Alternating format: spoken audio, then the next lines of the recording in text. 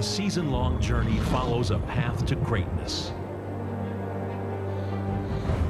A destination. A dream. A quest for excellence. It's your time. A time to compete for a place in Nebraska sports history. Great moments are earned here. Play like a champion.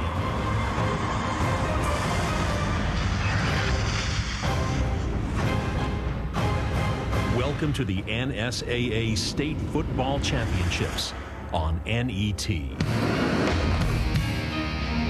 NET Sports, Nebraska's home for championship sports, is live from Memorial Stadium in Lincoln, Nebraska for the Class C2 State Championship. Another champ will be crowned this afternoon as Aquinas Catholic, the Monarchs at 10-2, taking on Doniphan-Trumbull. The Cardinals come in undefeated at 12-0 on the season.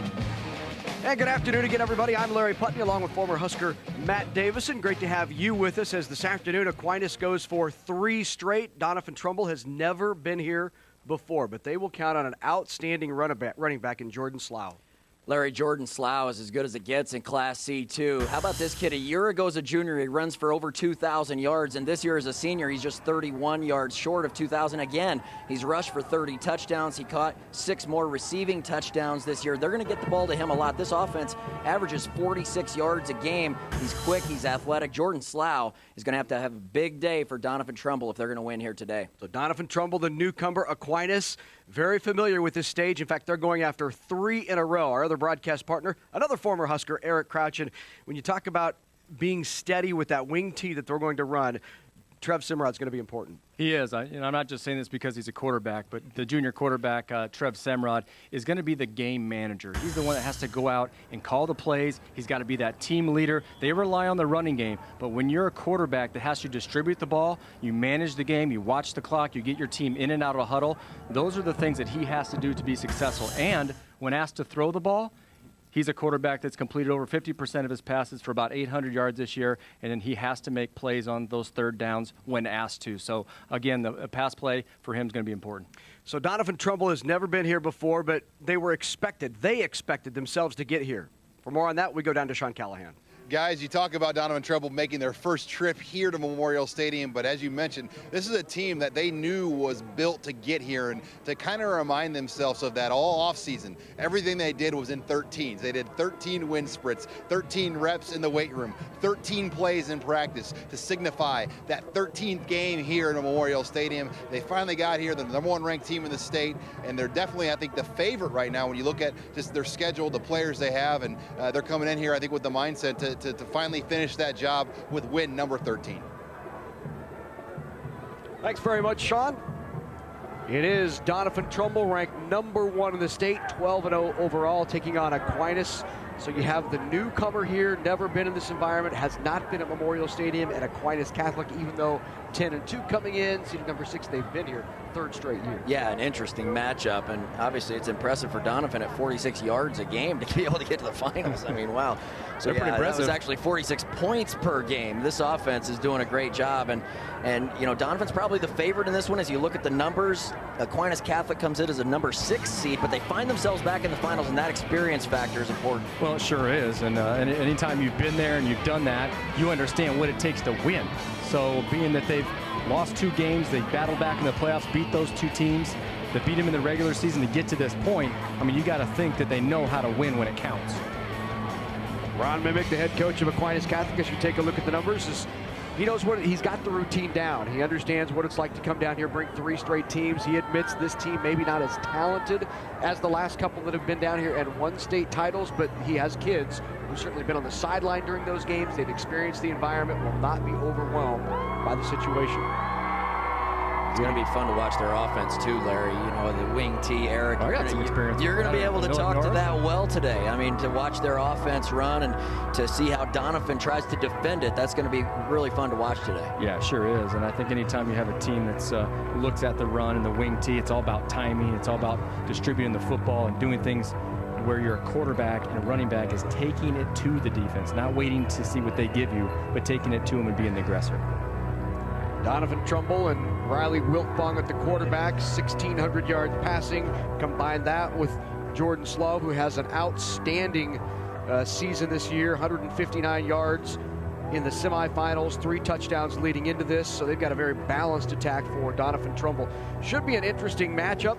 Number 6 Aquinas taking on number 1 Doniphan-Trumbull, 10-2 and 12-0 here at Memorial Stadium. The 5th of our 6 championship games here on Monday and Tuesday right here at Memorial Stadium.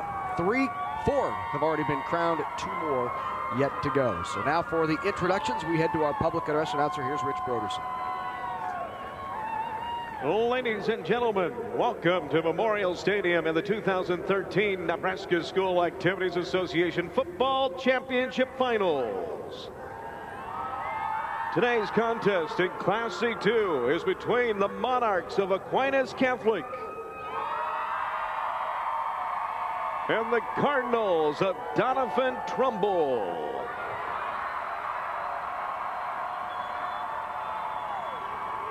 And now for the introductions of the players and coaches. We begin with the Monarchs of Aquinas Catholic. Number 3, Matt Jacob. Number 5, Connor Corenda. Number 6, Evan Corenda. Number 7, Ryan Bevrina. Number 8, Noah Pellin. Number 12, Trev Samrod.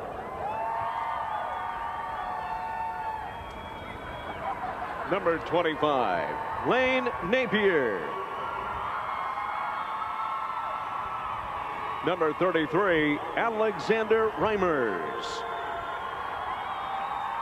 Number 34, Eric Kobza.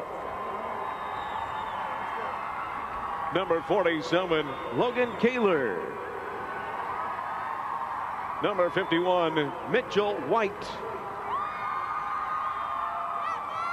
Number 62, Justin Swoboda. Number 63, Andrew Raruka. Number 64, Nicholas Compt. Number 65, Lane Napier. Number 67, Peter Reiter. Number 70, Matthew Kindler.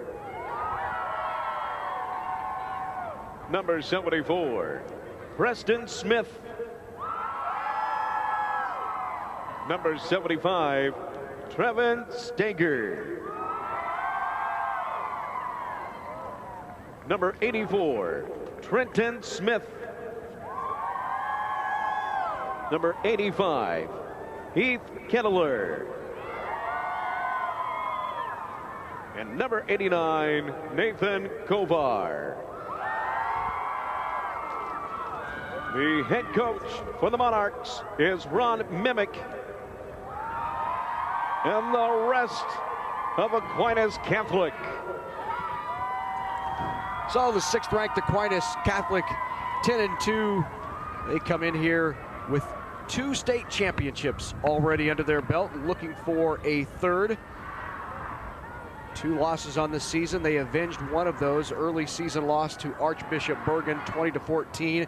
Then they lost to Malcolm, 14-12. Just before the playoffs began, Ron Mimick's club came back and avenged that loss to get here to Memorial Stadium. They knocked off Malcolm in the semifinals, 37-14. So now time to introduce you to the top-seeded and number 1 ranked Doniphan-Trumbull Cardinals. For that, we go back to Rich. And now, ladies and gentlemen, please welcome the Cardinals of Doniphan-Trumbull.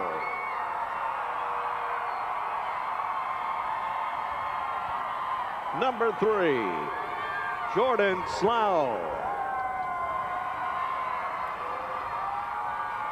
Number 4, Creighton Burr. Number 5, Noah Keller. Number 6, Zach McNally. Number 10, Lorenzo Williams. Number 16, Tanner Taylor. Number 17, Riley Wiltfong. Number 24, Johnny Gomez.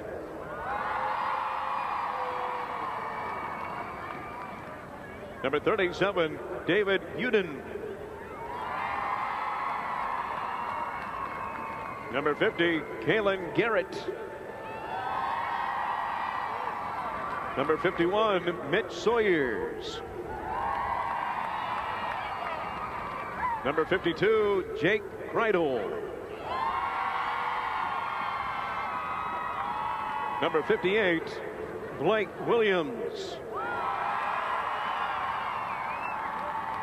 Number 60, Trevor Warford. Number 66, Tom Roach. Number 70, Dan Uden. Number 71, Adam Gomez. Number 72, Eric Tobin. Number 73, Grady Cook. And number 76, Jonah Blaze. The head coach for Doniphan-Trumbull, Brent Breckner. And the rest of the Cardinals.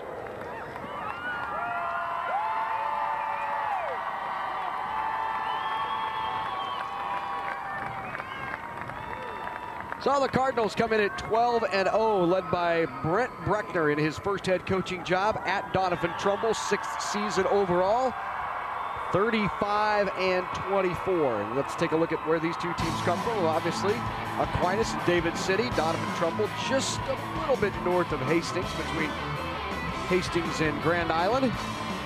How do they get here? Let's take a look at the bracket between these two. Doniphan-Trumbull with the win over North Platte St. Pat's 42-20.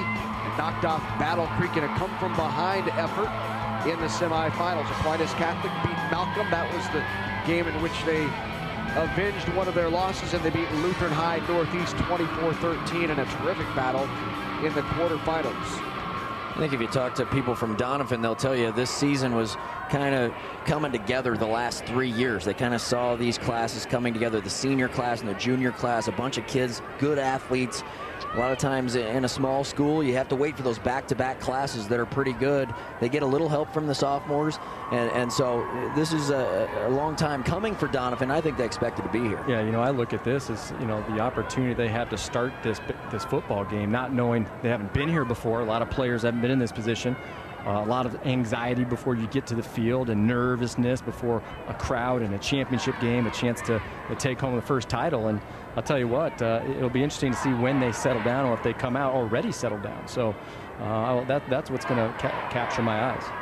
That's true. Early in these games, a lot of times you see the nervous feelings, and you'll see turnovers and weird penalties and things that maybe they haven't done all year long. We've seen it already in the other 4 games that have happened so far. Time now for our national anthem. Let's go back to Rich. Ladies and gentlemen, please rise and remove your hats to honor America. As the Plattsmouth High School mixed trio, including Aaron Petrie, Christian Pfeiffer, and Josie Potacek, directed by Mrs. Jennifer Orvis, sing our national anthem. Oh, say, can you see by the dawn's early light what so proudly we hailed at the twilight's last gleaming? whose broad stripes and bright stars through the perilous fight o'er the ramparts we watched were so gallantly streaming, and the rockets' red glare, the bombs bursting in air, gave proof through the night that our flag was still there. Oh, say does that star-spangled banner yet wave o'er the land of the free and the home of the brave. Our national anthem ready to go here at Memorial Stadium in Lincoln, Nebraska for the Class C2 state championship. 6th ranked Aquinas, number 1 Doniphan-Trumbull. Right here on NET Sports.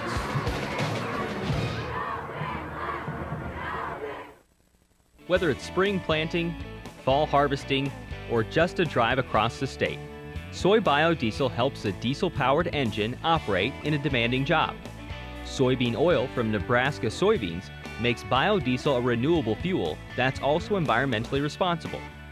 The soybean checkoff plays a major role in supporting the use and availability of biodiesel. The Nebraska Soybean Board, growing opportunity from the ground up. When you've been around for more than a century, you understand the power of generations, the value of nurturing and developing those who will carry on the legacy of agriculture and food production. That's why the Aurora Cooperative helps young people gain the experience, expertise, and wisdom to feed the world, be good stewards, become responsible community leaders, and continue setting the example for the generations that follow. The Aurora Cooperative, growing opportunities.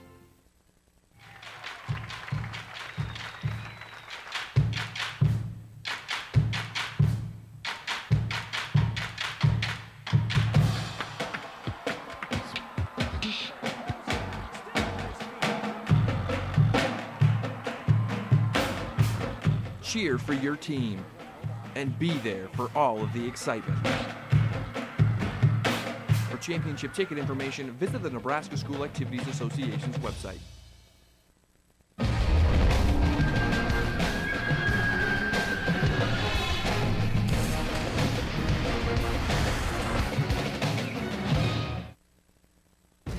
I'm Kevin Kugler. Be with us for the next Big Red Wrap-Up as we recap the Husker-Penn State game with Mike Babcock from Hale Varsity.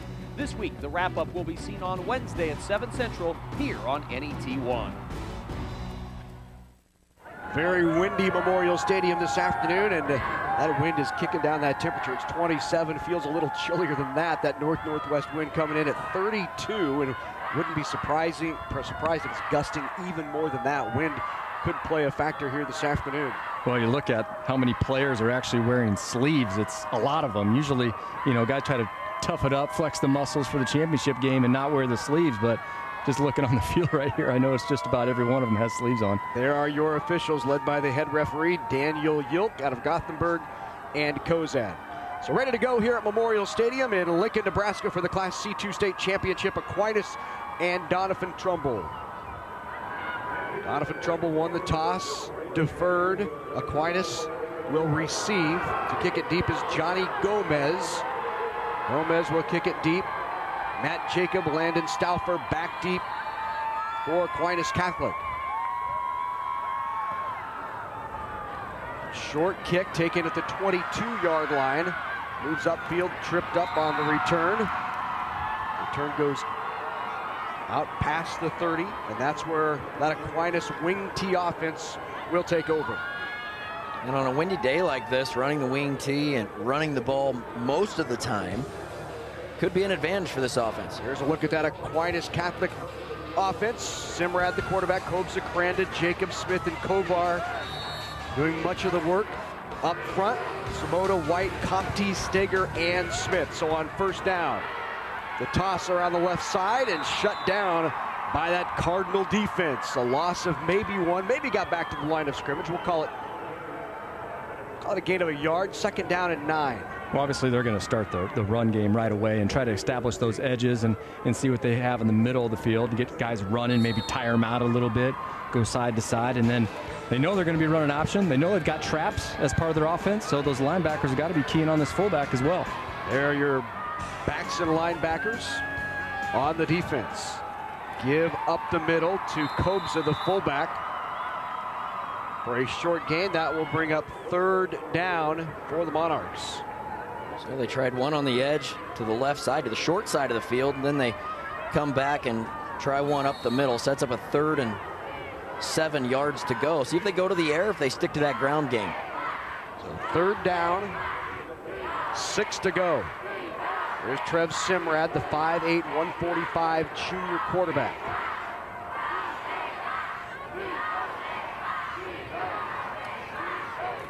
Give on the end around, scoots upfield. He's got some room. Up the field goes Jacob, and Jacob forced out of bounds at about the 45, and a gain of 22 yards on the carry and a 1st down for the Monarchs. Well, it looks like obviously they're trying to spread people out, go to the outside, run the trap play, and then run the outside zone. And right here, they just slipped through with a great block, and he's able to pick up that 1st down and keep this first drive of this game going with, with this confidence in that first drive is always something huge for momentum in a championship game. Eric Kobza in the backfield behind Simrad. The toss once again goes to Jacob. Shut down on the left side. For a short gain, brings up 2nd down and 9 after a gain of 1 by Jacob. Well, Doniphan's doing everything they can to stop this running game. 8 guys within about 4 yards of the line of scrimmage, and just a couple of corners and 1 free safety. They do a good job running to the ball here. Good low hit. Well, 2 physical teams that like to run the football. It's going to be a war up front today. Brandon Jacob on the wing. Give up the middle. Kobza nothing there, and that'll bring up 3rd down. Kobza with 349 yards rushing on the year. Well, you can tell right now, by the play calling that's coming from the coach, is that they want to establish this running game. This is what this team is about. They want to establish the line of scrimmage, which means we want to move these guys back, and we want to be able to call any play that we have in our playbook. And you've seen just about 4, 5, 6 plays now. They've all been pretty different. A couple pitches trying to get outside, but different formations and different looks. 3rd down. Simrad looks downfield, scrambles to his left, and he'll be knocked out of bounds shy of a 1st down. That'll bring up 4th down for the Monarchs.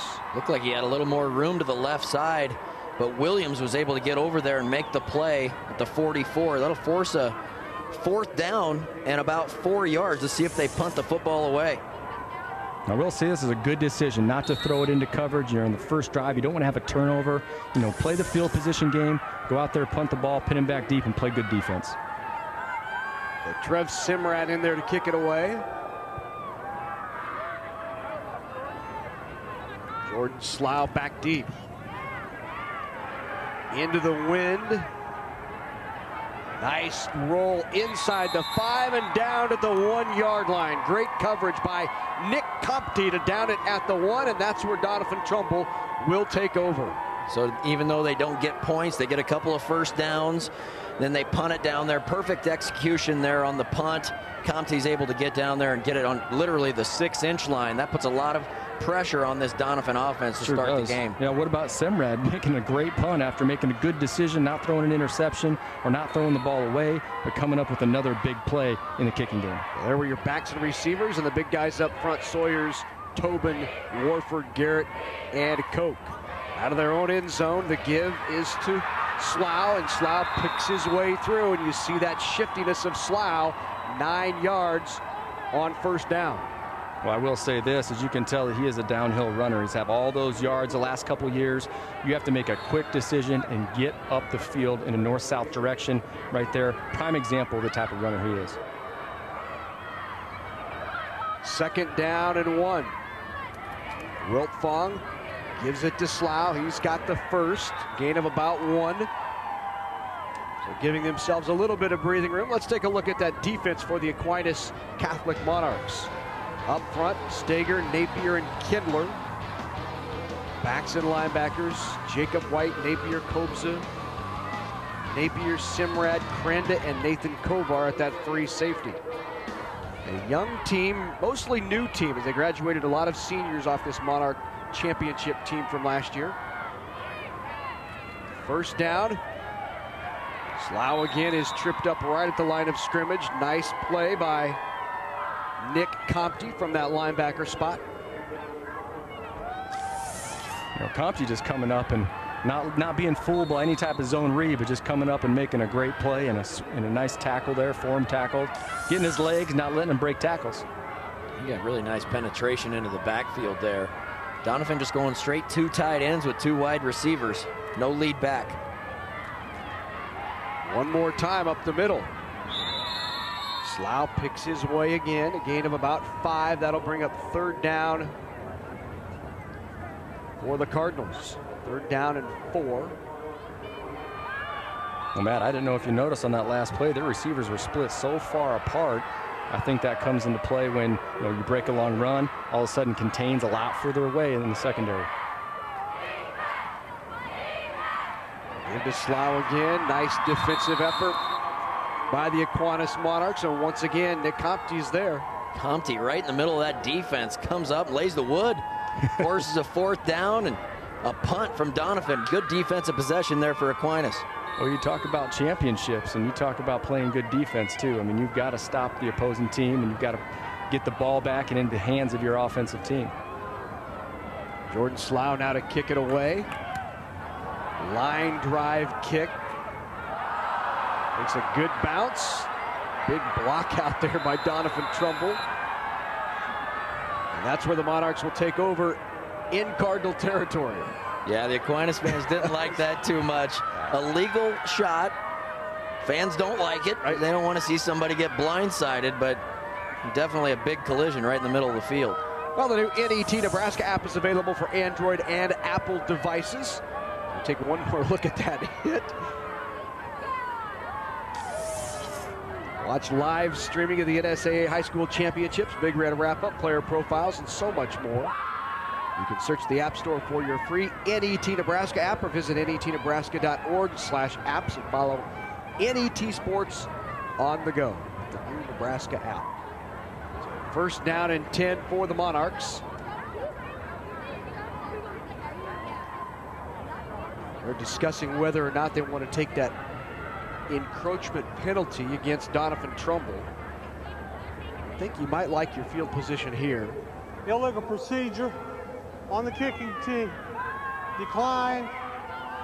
First down. And that is our head official, Daniel Yulk of Gothenburg. A little chilly out there. He's maybe a bit winded too, isn't he? Well, Daniel's getting up and down the field. I think his lips are frozen. That's a cold one down there. He's standing directly in the wind. Absolutely.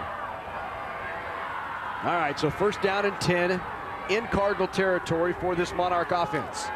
Give to the up man. There's Kobza. Short gain for Kobza, about 2 yards. And this is the kind of offense that'll just lull you to sleep and then all of a sudden pop a big one. Well, I just paid attention to the offensive line right there, and specifically for a reason. I wanted to see what was happening up front with the push. And, Aquinas right there had the initial block, but they just let it go a little bit too soon. And that's the credit of this Doniphan defense and the aggressiveness that they have.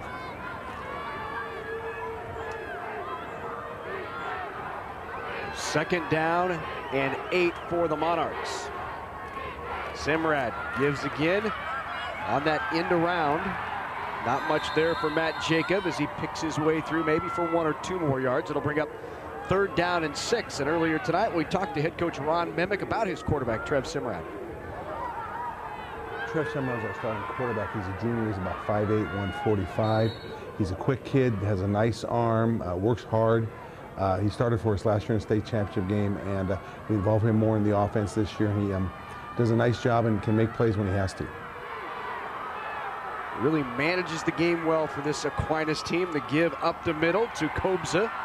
Not much there. A short gain for Kobza. That'll bring up fourth down and about 3. And now decision time. Do you continue to play the field position game? And it looks like that's what Ron Mimick will do. Yeah, 3 plays and about 2 yards of play. is all they get, and they're going to have to punt it right back to Doniphan. Let's see if they can come up with another punt here to get them down inside the 10-yard line.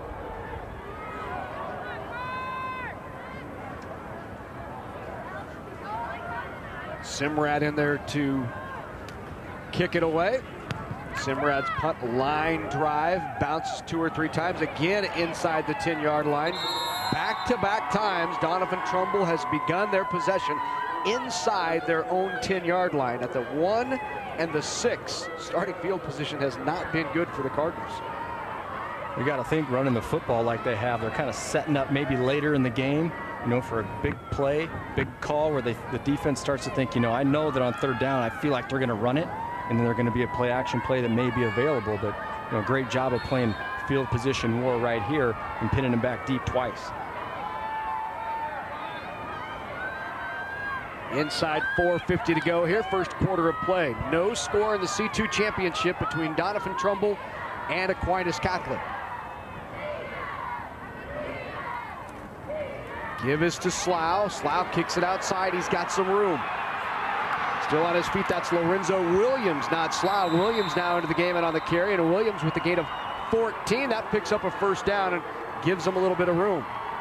I think it was Nate Kovar that was the guy that made the nice angle there to at least cut him off at the sideline. Otherwise, it might have even scored. He needed one more block right there, and he'd have hit the edge. Gain of 14 makes it 1st and 10 from the 22. Give on the end around. Here's Slough, spins out of one tackle out to the 35-yard line. Jordan Slough with a nice carry, another first down. Back-to-back first down carries for the Cardinals.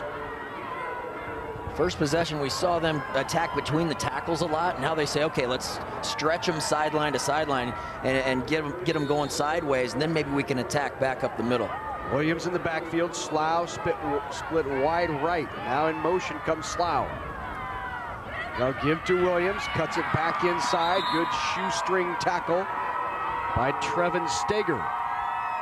We can tell now the motions that they're starting to get involved in this game. They're trying to take advantage of body position. Guys getting on players in the right position, get outside leverage on them, and you can tell that last play there, they came to the outside and then came inside. So now they're trying to play that game as it's body leverage. It's a guessing game. Where are we going to go? Are you going to go inside? Are you going to go outside? And now it's important to know that those blocks are going to be right in your face. Slough in motion again. He'll get the carry. Breaks one tackle in the backfield and has some room. Tries to get outside, puts it on the ground, but the ball ruled down, and that's a gain of about 7. Simrad was out there to make the play, and if he doesn't, I think, again, it was the last guy that was able to get him to the ground. Otherwise, I think it would have been a much bigger play for Slough.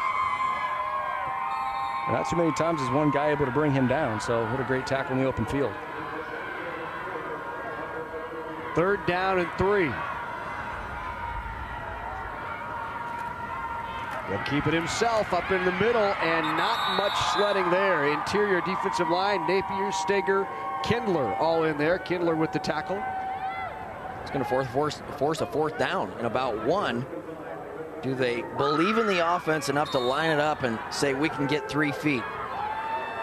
Still deciding what they're going to do. No questions asked. I think they know they're going to go ahead and go for it. Play coming in, 4th down. 4th and about a yard. They're at the 49. It needs to cross the 50 for the first. Wiltfong in the shotgun. He'll keep, follows his blocker, and he's got a first down. Wiltfong into Monarch territory and a first down for the Cardinals. Well, it's a nice play anytime you have the opportunity to gain an extra blocker by using the running back or the fullback and have your quarterback lead up behind there.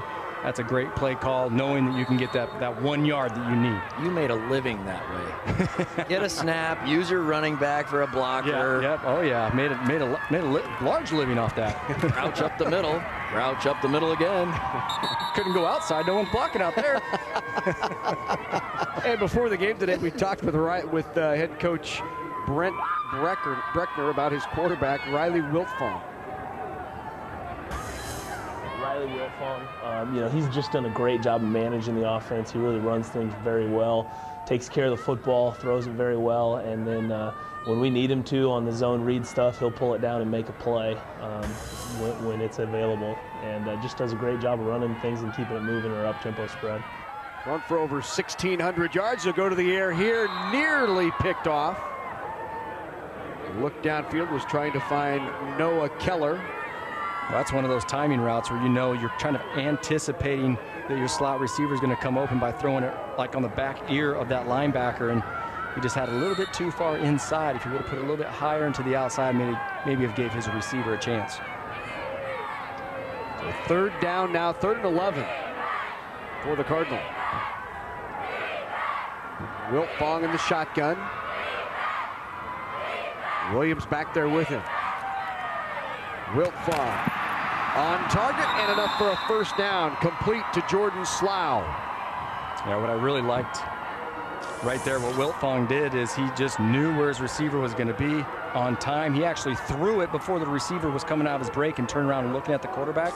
That's trust right there in your receiver, knowing where he's going to be and when he's going to break.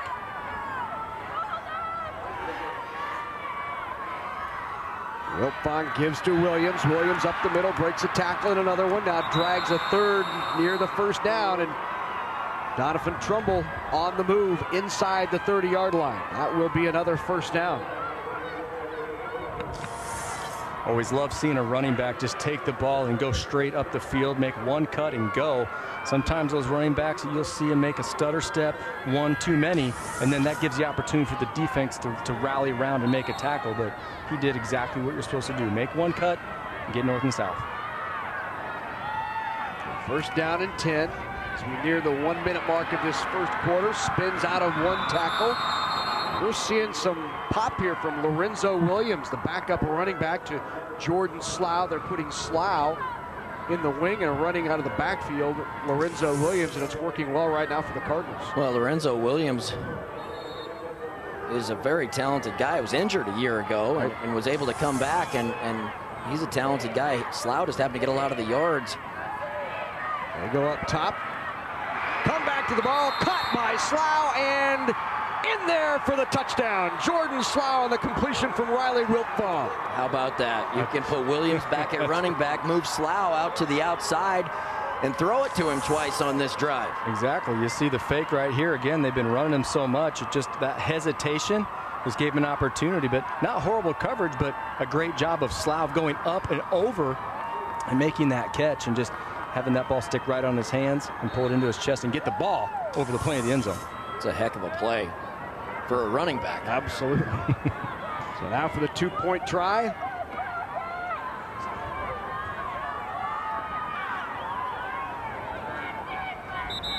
Wiltfong in the gun. Motion. A little early movement for Doniphan-Trumbull. Move him back. False start on the offense. 5-yard penalty. Could really see that Doniphan offense get into a rhythm there. It was a long drive. They were able to pick up a couple of third downs, 1 4th down earlier at midfield. So the gamble paid off. They were able to go down and take the lead. Showing, again, nice balance in their offense as well. And you would think that Slough would be in the backfield getting the ball, but right now they put him out in the slot, and I think is trying to decoy his defense.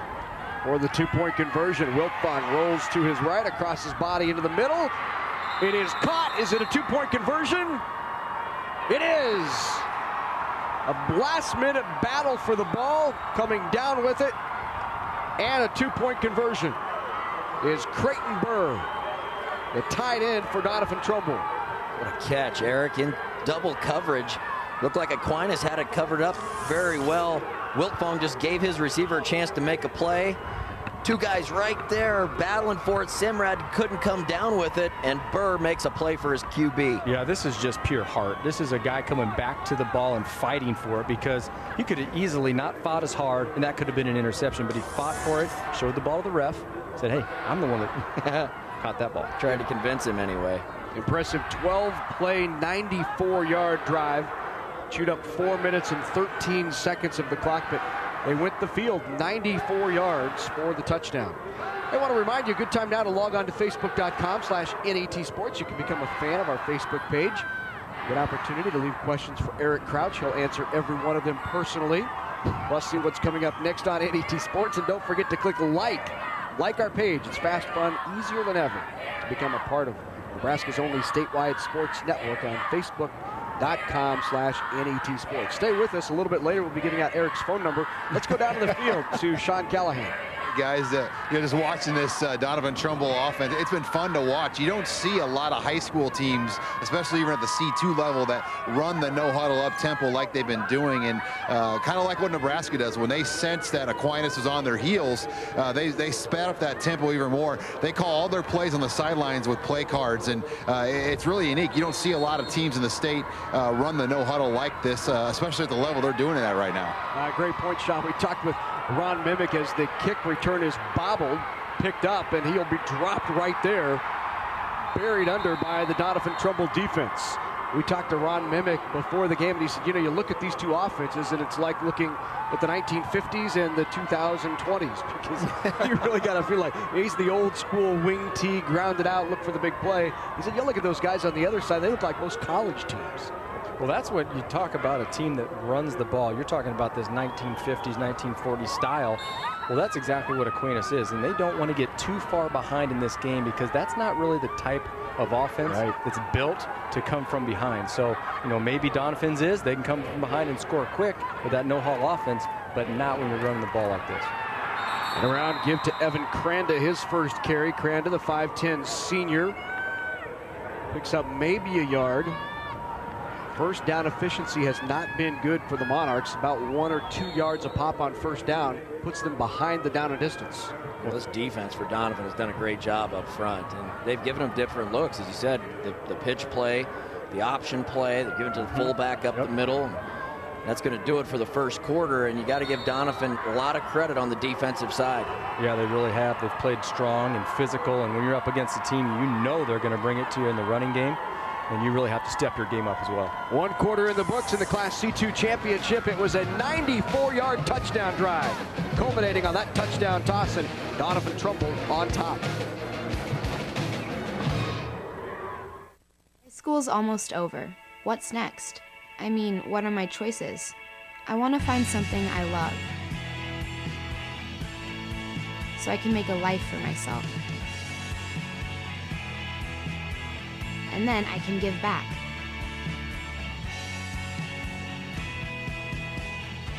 So, how do I get there? Take the next step with Education Quest College Planning Services by visiting educationquest.org. Over the years, the Nebraska Chiropractic Physicians Association has supported many Nebraska athletes by helping them excel physically. But the mental game is just as important.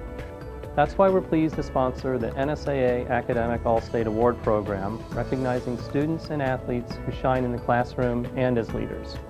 We're proud to team up with these exceptional individuals. Together we can continue to make Nebraska a great place to live, learn, and play.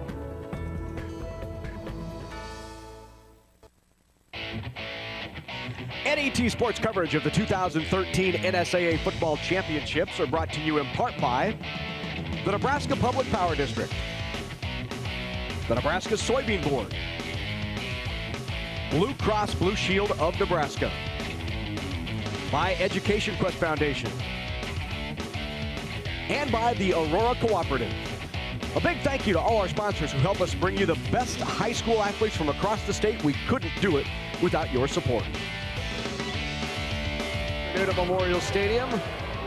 Winds gusting up to about 30 miles an hour. Doniphan-Trumbull taking advantage of the wind behind its back in that first quarter. Drove 96 yards, and now Aquinas Catholic will try to do the same. They'll try to take it 89 yards as the drive starts from right at their 10-yard line here to start this second quarter of play. And Larry, this will be a great opportunity for Aquinas to really develop a ground game and drive the ball down the field and chew some time off the clock and keep to their game plan. Semrad looking up top, and we got a flag. I believe that was a face mask, or maybe got up too high around the face mask. As Jake Kreidel from that will linebacker spot, How'd they miss that? They did not throw the flag. That was a definite face mask. Watch one more time, see if we missed something. No, we didn't miss it. I mean, what in the world? It's like they were both looking at each other. I mean, that is a brutal no call. That's a 15-yard penalty. Would have pushed him out beyond the 20-yard line. Coach is on the sideline. He's not very happy as well. That'll bring up second down and long after the sack, and now pounding out there Eric Kobes to make it third down and long, so tries to give himself some room. Almost looked like they grabbed that face mask again. That'll bring fourth down now, and Ron Mimick's team will punt it away. That is a tough one to swallow as an Aquinas fan right there. Should have been a first down out past the 20, and when the quarterback of all people, when there's no one else around, I'd like to see him get that one right. All eyes should be where the ball's at almost, and got away with one, didn't they? I've seen other face masks in the history of the Nebraska area football not be called. That's true. That's very true. I don't remember any specific examples, but I've heard of it. Especially when there was a guy wide open down the left sideline. Nobody really knew that. We were just counting on the quarterback scramble. That's what we counted on all the time. Run them all down the field. That's right. And then he can scramble. 10:34 to go here. Second quarter of play. Cardinals with the ball now and the lead on top 8-0.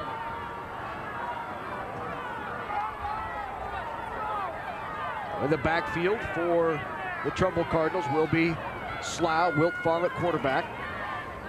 Give to Slough, kind of picks his way through there, has some room, nifty move, and another good gain on first down for Jordan Slough. About 9 yards, will bring up second and short. Kind of a little interesting out there. They had three receivers split, but only really two guys covering in a deep safety. Maybe thinking of gaining an extra guy in the box, knowing that they're probably going to stick to the run.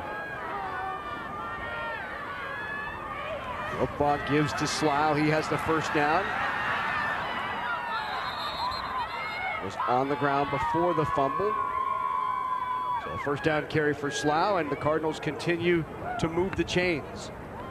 I like this up-tempo offense, and you know, they've decided to run it a couple times out of the two tight end set, and they've spread them out and allowed more running lanes for Slough up the middle. Williams and Slough both doing damage on the ground. And you mentioned that up-tempo, almost like an Oregon type feel to their jerseys and their helmets. Give to Slough again. Kicks it outside. Comes down the near side, and that's Williams on the carry. And Williams goes all the way in for the touchdown. Flag on the play, and it looks like it might be coming back. I saw almost a block in the back, but it looked like he could have been falling down. I don't know if he got tripped or what happened, but this one will probably come back with a block in the back. Yep, on the edge. That'll be a spot foul. Back them up. Holding on the offense. 10-yard penalty from the spot of the foul. And they saw something I didn't see. I didn't see the holding. I saw possibly that block in the back there, but they caught the holding. So nice Williams, break right there for Aquinas. Yeah, Williams with a big run for a touchdown. It's going to come back, but still a positive gain. It's actually first down and 4, which you don't see very much. Spot foul. The foul was committed beyond the first down marker, so they back it up 10 from the spot. Brings up, as you said, Matt, first and 10 from the 38. If they keep lining up and really only two guys covering these three receivers, you would think a quick screen or something to the inside slot. Williams gets it again. Back up middle. Williams has room again. Kicks it inside. Williams carries tacklers inside the 20 down to the 16-yard line. Great run by Lorenzo Williams. Well, I was wrong about the screen, throwing it out there. They should just keep running it up the middle like they're doing, but I think that's part of their game plan right now, is to really spread this defense out and let their playmakers in the backfield make big plays and open field runs like we're seeing right here. Boy, Eric Tobin had a huge block on the left side there. Williams with the carry. Met right at the line of scrimmage. Good form tackle there by linebacker Nick Compte. He has 46 tackles, 11 quarterback sacks on the year. Compte met him in the hole there. That was a good collision. Sure did. And here's how they're calling in the plays. take a look at that. A PlayStation on there, a Michigan logo, an Iowa logo. Option to the right side. Williams slips through one tackle, spins through a couple more. And that was all Williams on the gain there. Looked like that option was shut down and he found room. Yeah, they penetrated and got up in his face pretty quick, made him pitch the ball, but that was just one guy being an athlete and just taking the pitch, making that one cut again and just getting upfield. Instead of running to the sideline, he saw a little crease in there and said, I'm going to take it. He was able to pick up some real positive yards. So a nice gain on second down, makes it 3rd and short now for the Cardinals. Wiltfong hands it off in the backfield, and they are stopped right at the line of scrimmage. That'll bring up 4th down. Down to the field to Sean. There's actually a Chuck Norris sign on there, a Tim Tebow sign. Not just teams like Oregon. They've really diversified these play calling cards and had some fun with it, looks like. There's a look at those. Mike Myers on there too. So what do you think the Tim Tebow stands for? Is it zone read or power QB play? What do you think? Stands for no longer playing. Timeout called on the field. Last game, maybe? Maybe that's what it was. It was for a timeout. Right. All right, let's take a look at Class C2 trivia. Time for our NSAA championship trivia. If you're the first one to email the correct answer to sports@netnebraska.org, you're going to win that nice looking t-shirt right there. It's the NET championship t-shirt, size extra large. So the trivia question is, the 11-man and Class C2 record for the most completions in a game is held by Brandon Stewart versus Sutherland in 2010. Which school was Stewart from? Brandon Stewart played for what school when he set the record for most completions in a game? First correct email to sports@netnebraska.org wins that championship t-shirt. And remember, just one winner per household for this championship season. Well, this is a big, really big play right here. Yeah, they actually lost a yard on that last play. 3rd and 1, it goes to 4th and 2. Donovan's been controlling the line of scrimmage in the run game. I would assume that they're going to continue to run right up the middle. 4th down and 1. He'll roll to his left, throw complete inside the 5, and that's good enough for the 1st down. Wow, wrong again. I tell you what, you know, they're going to go ahead and throw it on 4th and 2. Wow. Go to the big tight end, Creighton Burr, with the completion. I would assume. They roll him to his left, and a nice pass on the money. Put it into the body, so even though he had a guy on him, he could use his body to shield him away, and a nice throw and 1st down. 1st down and goal from the 3. Wiltfong keeps it. Wiltfong runs right into Mitch Napier, the nose guard for Aquinas. No gain. Brings up 2nd down. We're seeing Aquinas get some stops, but then they give up the big play. Right. You know, they've won probably half of the snaps, but then they give up the big play on the next one. Well, right now, they really need to do their best to just hold them to a field goal. Like I said before, this isn't the type of offense from Aquinas to be able to play in the catch-up game from behind 14 points. Wiltfong keeps it again, ducks it up inside, and stopped this time by the defensive tackle, Matt Kindler. Kindler, the 6'2", 190-pound sophomore with the tackle. Nick Compte there as well. One more look. Compte with a lot of penetration into the backfield. Nice job by Kindler, just coming off his blocks and making a nice tackle right there before he could even cross the goal line. And 3rd down and 2. 3rd and goal. The give and the touchdown by Jordan Slough. Picks his way through, and the Cards on top 14-0. Well, right there, that was just a play of pretty much their identity, who they are. You know, Jordan Slough, the ability that he has, the rushing yards and the touchdowns and the belief that they have in him to score points.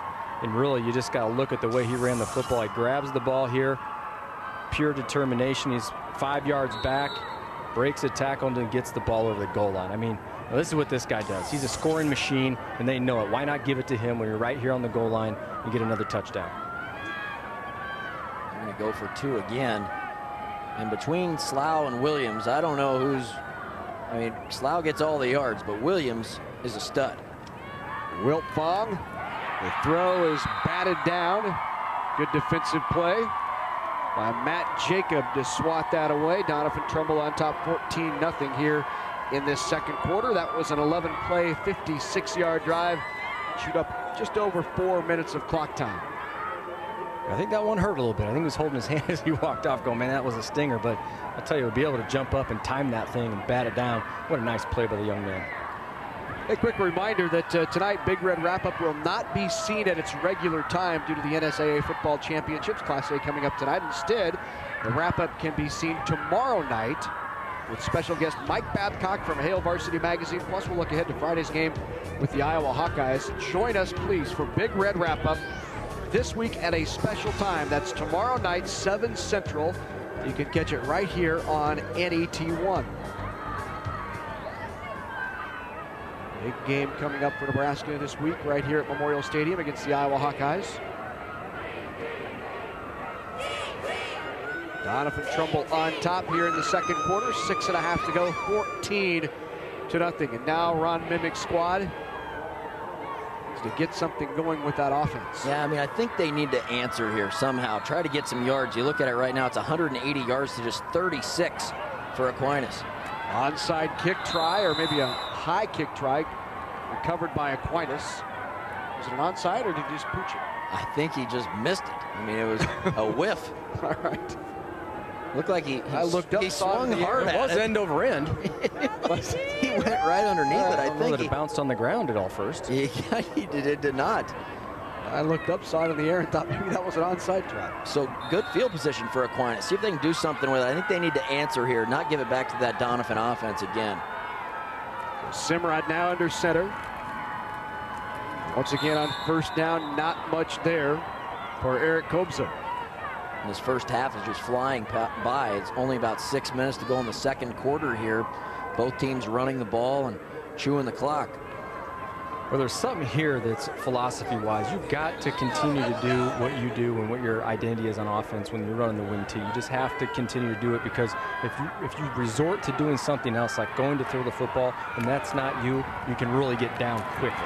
Double reverse inside to Matt Jacob, and that's blown up defensively. I believe it was Jordan Slough in there to break that up. Grady Cook was in there as well.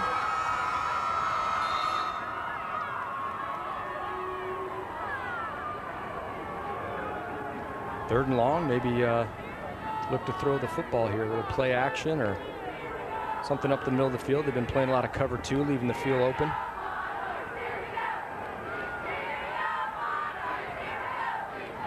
Third down and 9. They'll go to the air. Simrad up top and incomplete. That'll bring up 4th and long now for the Monarchs, who have just not been able to get anything going offensively. You look at total yards for Aquinas, just 38 total yards here with 5 minutes left in the second, to 180 for Doniphan-Trumbull.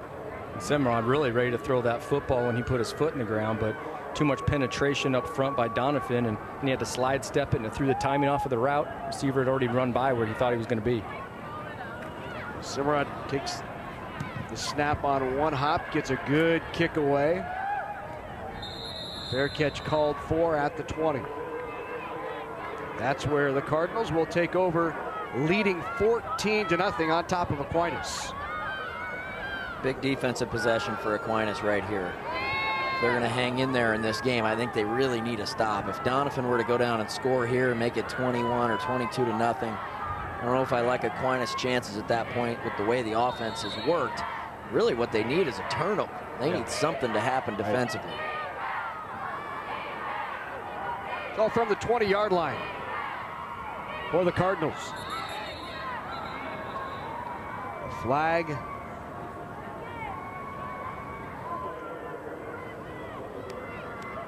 False start. Dead ball. False start on the offense. 5-yard penalty. Doniphan-Trumbull called for the false start. Well, if they can't get the turnover and get a few more penalties, back them up, try to play the field position game, get the ball back with the short field. 3 timeouts yet for Aquinas left in this half. If they can get out of this possession, maybe get it about midfield, have a chance before the end of the half.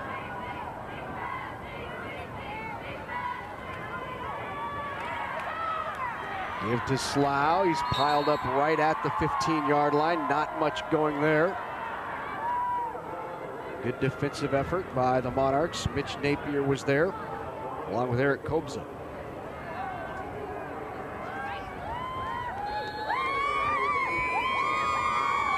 Mitch White also stepping up in the hole there and making him choose. You know, you either go right or you go left. You're not going through me. So, you know, good job by making him go to the side and allowing the defense the time to get back there and make that stop.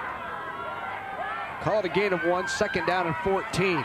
Wiltfong follows his blocker into the hole, out past the 20 to about the 21-yard line. That'll bring up 3rd down and 9. Another good tackle there by the Aquinas defense, and a big 3rd down here. They need to stop, force a punt, try to get the ball back with good field position. Give the offense one more chance. Remember, Doniphan gets the ball to start the second half, so they need to stop here. Wiltfong rolls to his right, looks downfield. Ball tipped away, incomplete. So that'll bring up a 4th down for the Cardinals. So the Monarchs hold and force the punt, and they'll have to punt into that wind, into that 30-mile-an-hour gust. Well, that's exactly what they wanted to do, force them to punt the ball. I just want to make a comment about number 70, Matthew Kindler. This is a guy you just saw make a tackle, and then he's running almost to the other side and getting in the play. So his toughness, I think, is showing the defense, hey, you know, this game, only 14 points down, we still have a chance. We can't give up. That's the type of heart that they have. They've got to continue to play with that intensity this whole entire game. Jacob and Kovar back, and you can see the wind affect that punt as it goes to the 45 and then takes a left turn out of bounds, and that's where the Monarchs will take over inside of Cardinal territory. 23-yard punt. Well, let's take a look at last year's Class C2 championship. Here's our flashback.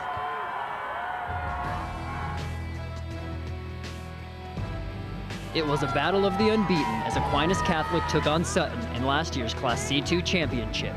The Mustangs appeared poised to take down the defending state champs after a 6-yard touchdown pass from Reed Stone to Cole Wiseman gave Sutton a 14-7 lead. But 14 unanswered points by the Monarchs gave Aquinas a 21-14 advantage going into half. Aquinas wouldn't look back as they wore Sutton down in the second half, rushing for 305 yards on the day, with Landon Stouffer and Seth Hoffman each scoring on the ground to seal the deal. The Aquinas Catholic Monarchs defeated Sutton 35-20 and were crowned 2012's Class C2 champs, their second state title and undefeated season in as many years. Congratulations, Aquinas Catholic High School. And here they are again, trying to make it 3 consecutive for the Monarchs. And you know, they're missing a couple of big guns here. They've been out for a while. Alex Reimers, 615 yards rushing on the year. Zach Krink, 756 yards and 9 touchdowns. Both of those guys out for this game. The give there to Jacob. You know, Larry, Matt, this is kind of one of those offenses, you know, the wing tee, where you think it's one of those things where you're just going to chip away, you know, 5 or 6 yards here. But it really is about big plays. You know, the option game is about creating a big play on the edge. And then that trap play really opens up a nice big play because you get those linebackers flowing. And then later in the game, they're flowing to stop option, and you sneak a trap behind them. So we'll see if they stick to their play calling and their identity, if so to speak, on offense. Give up the middle to the fullback who rumbles in there. That's Kenton Kobza. First time we've seen the 5'8", 185-pound sophomore at that fullback spot. So far, they're sticking to the ground game. Only thrown it one time, and Kobza there off the right side has the biggest play of the game so far for Aquinas. Right, and it's about getting a block. You don't have to make the best block ever, but it's about getting a body on a body, slowing somebody down from getting in position to make a play. On the toss, Cranda spins out of one tackle, down inside the 25 to the 20-yard line. 10-yard gain on first down, and that will be another first down for the Monarchs. This was sweep right and everybody to the right, and he got a couple good blocks, spun out of one, was able to fall forward and get 10 yards. And some of the defenders lost the side of the ball. Back-to-back plays for Aquinas. First down and 10 from the 20. Give up the middle to Kobza again. Kenton Kobza runs right into Creighton Burr from that Buck linebacker spot. He has 138 tackles on the year, 3 sacks, and Burr, credit for the tackle there. Well, you have to run those type of plays. You really do. You have to run those traps if you're an option team, because you have to make the linebackers guess where the ball is going to go. You have to make them watch where the ball is during the handoff, during the mesh, and whenever the guards and tackles are pulling. Reverse, but it's shut down on that inside give. Lorenzo Williams is there, fights off the block, and Williams gets the tackle.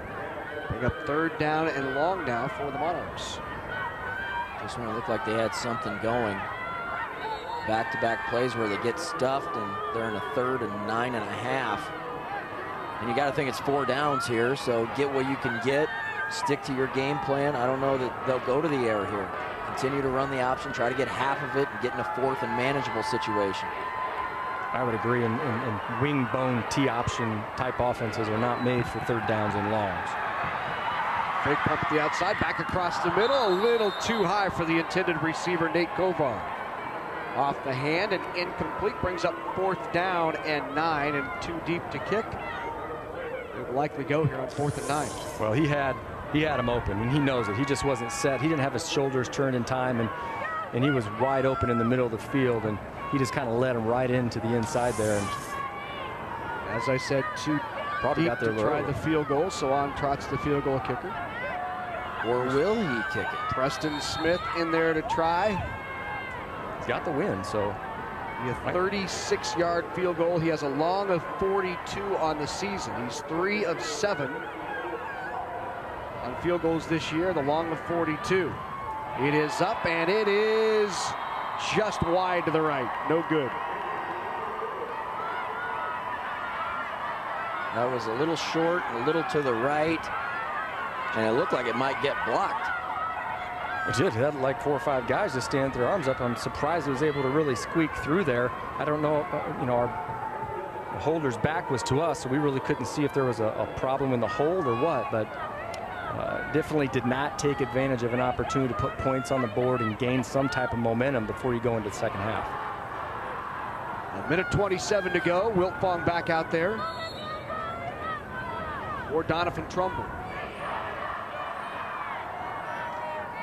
14-0 lead. First down. Scooting through the hole. Jordan Slough with the carry, a gain of about 5 yards. Slough has a Class C2 record for touchdowns during the playoffs. He's already at 13 in the postseason, so any touchdowns he scores just adds to his already state record.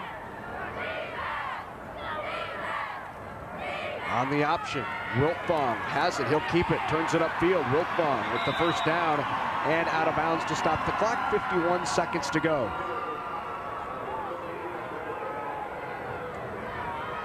Well, maybe he just didn't want to take a hit right there and stop the clock, but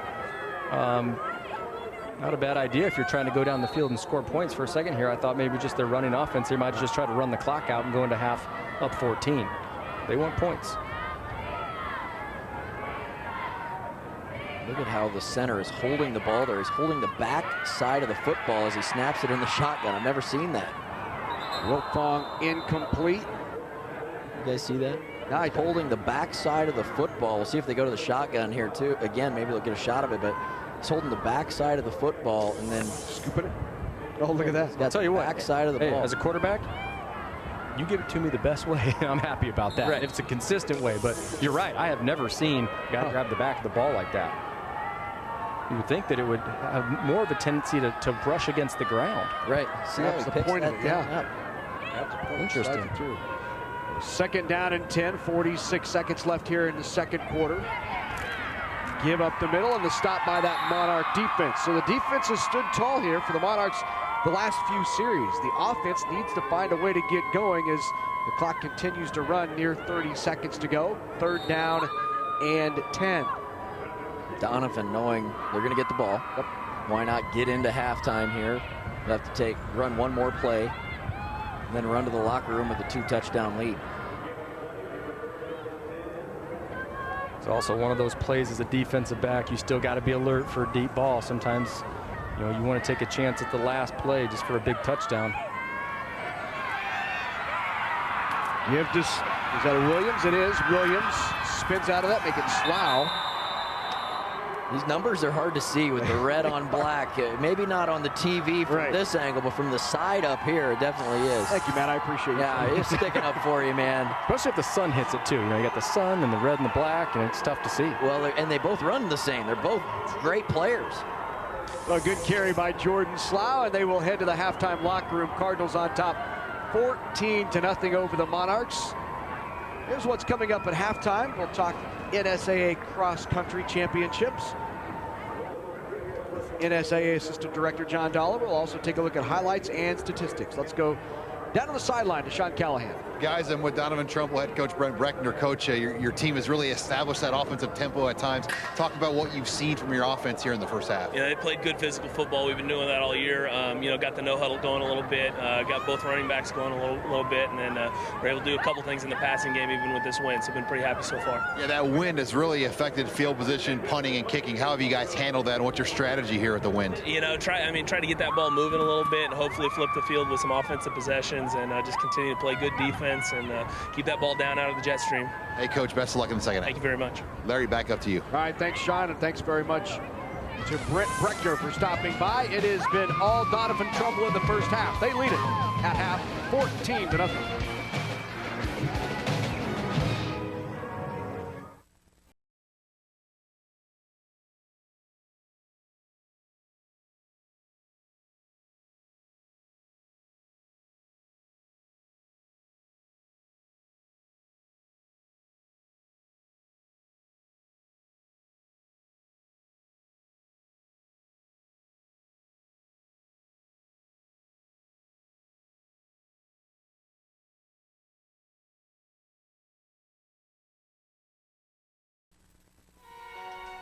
You're watching NET1 and NET HD.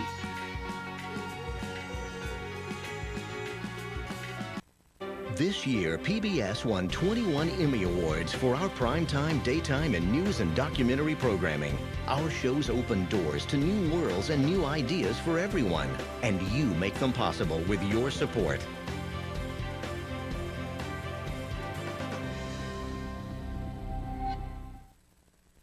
For over a year, I saw no one except my family. I'm a mother, it seems, and these are my children. And soon enough, they'll leave home, and I suppose my heart will be broken. But for now, this is my life as a turkey. Wednesday night at 8 Central Time on NET1.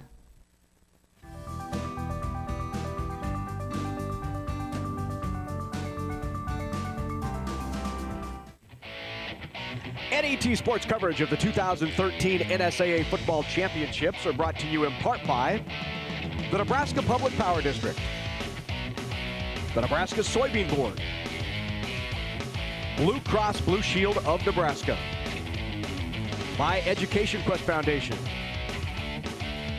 and by the Aurora Cooperative.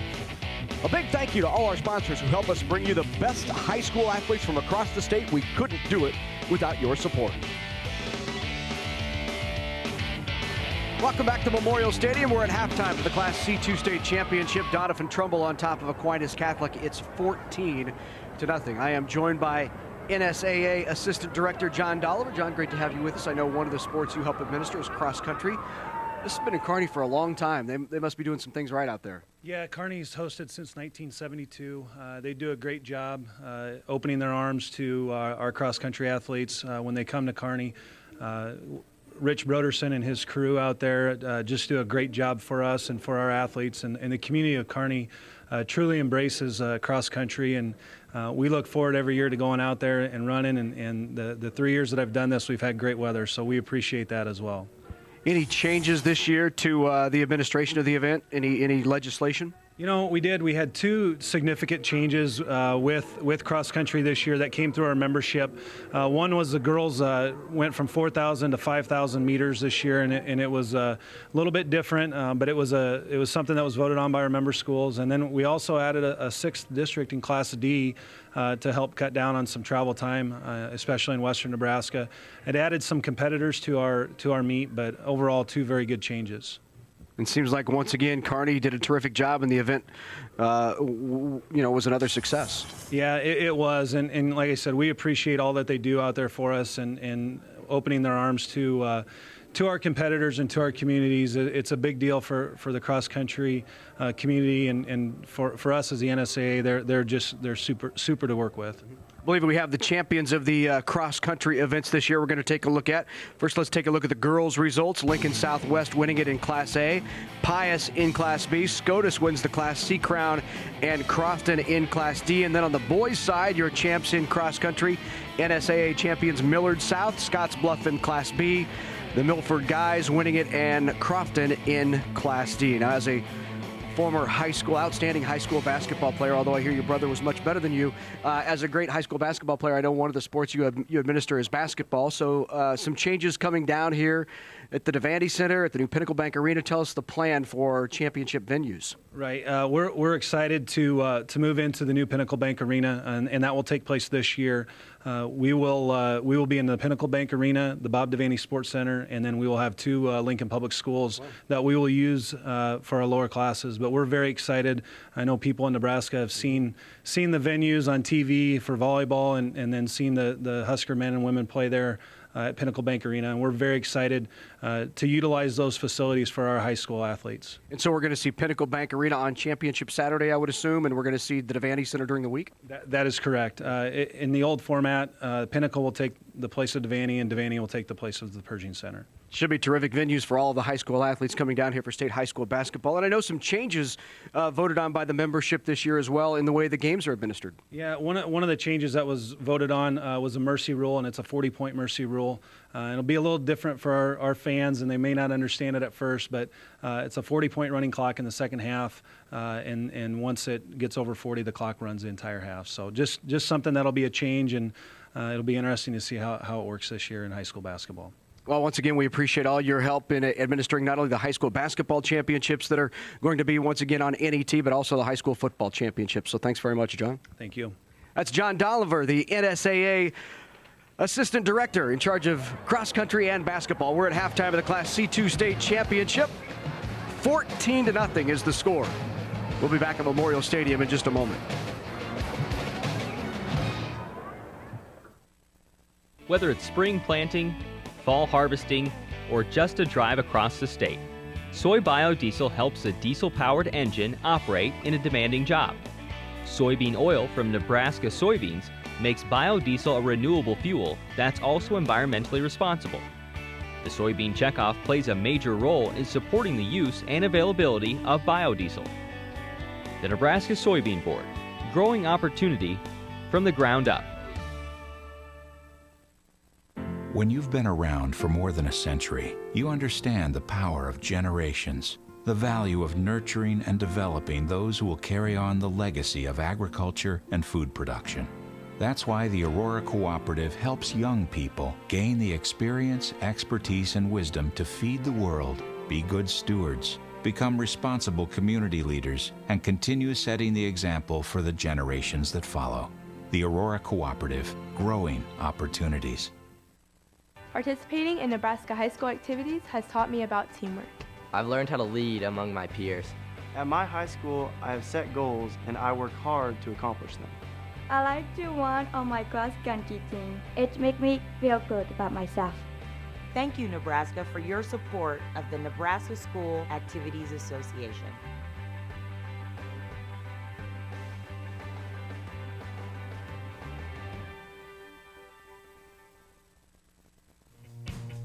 The channel you're watching now is NET1 and NET HD.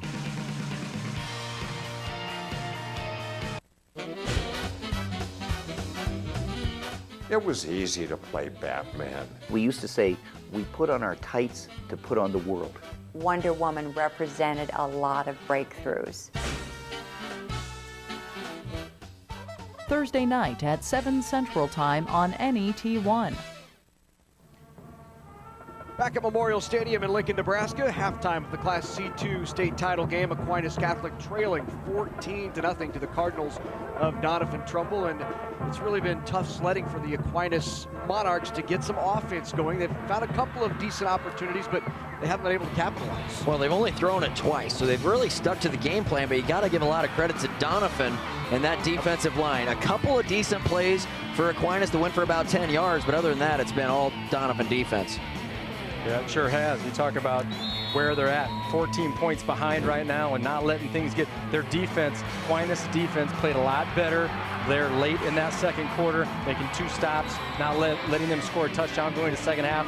You can't go up 21 points on this team and expect their offense, running style, traps, pitches to be able to come back from that type of deficit. And this 1-2 punch of Slough and Williams has been very effective for the Cardinals. 2 really good players, and it's just been all Doniphan really in the first half. And maybe for Aquinas, you look at it and say, hey, we're only down 14 points. They need to get a stop to start the second half and get the ball back for their offense. 183 yards rushing for the Cardinals to just 64 for Aquinas Catholic, and that's really where the Monarchs try to hang their hat, is on that running game. You see passing yards non-existent for the Monarchs. Total yards heavily favor Doniphan-Trumbull, and of course 14-0 is the score at the half. So what does Aquinas need to do in the second half to get back on track? Well, this offense hasn't done much, Eric, and you look at the option game, and they've had a little bit of success with a couple of plays, but it's been just tough sledding really for that offense. What do you think offensively? Well, when you have a type of offense that's predicated around the run and around the option, you really have to stick to your guns. You know, you don't want to come back into this third quarter and start letting loose on a different type of game plan, throwing the football, trying to do things that your team's just not good at, that they're not used to doing in practice or in games. So you stick to your guns, you play the offense that you know, and you hope that you start getting those creases. You know, that's why they run this offense, because they know those creases are there. They just have to stay on their blocks. Their guys have to block a little bit better in the secondary to pick up those bigger plays. But you got to fight for yards, too. When you're a team that's running, you got to be physical. You got to start fighting for yards, knowing now that you're down 14 points. Sounds like he's saying execute. Execute, right? You got to execute, and then they have to try to stop Doniphan's offense as well, who's had over 200 yards in the first half. So same guys playing both ways. It's going to be tough here in the second half for Aquinas. 14-0 is our score. Doniphan-Trumbull on top of the Aquinas Monarchs. We're at halftime of the Class C2 State Championship. Third quarter action headed your way right here on NET Sports.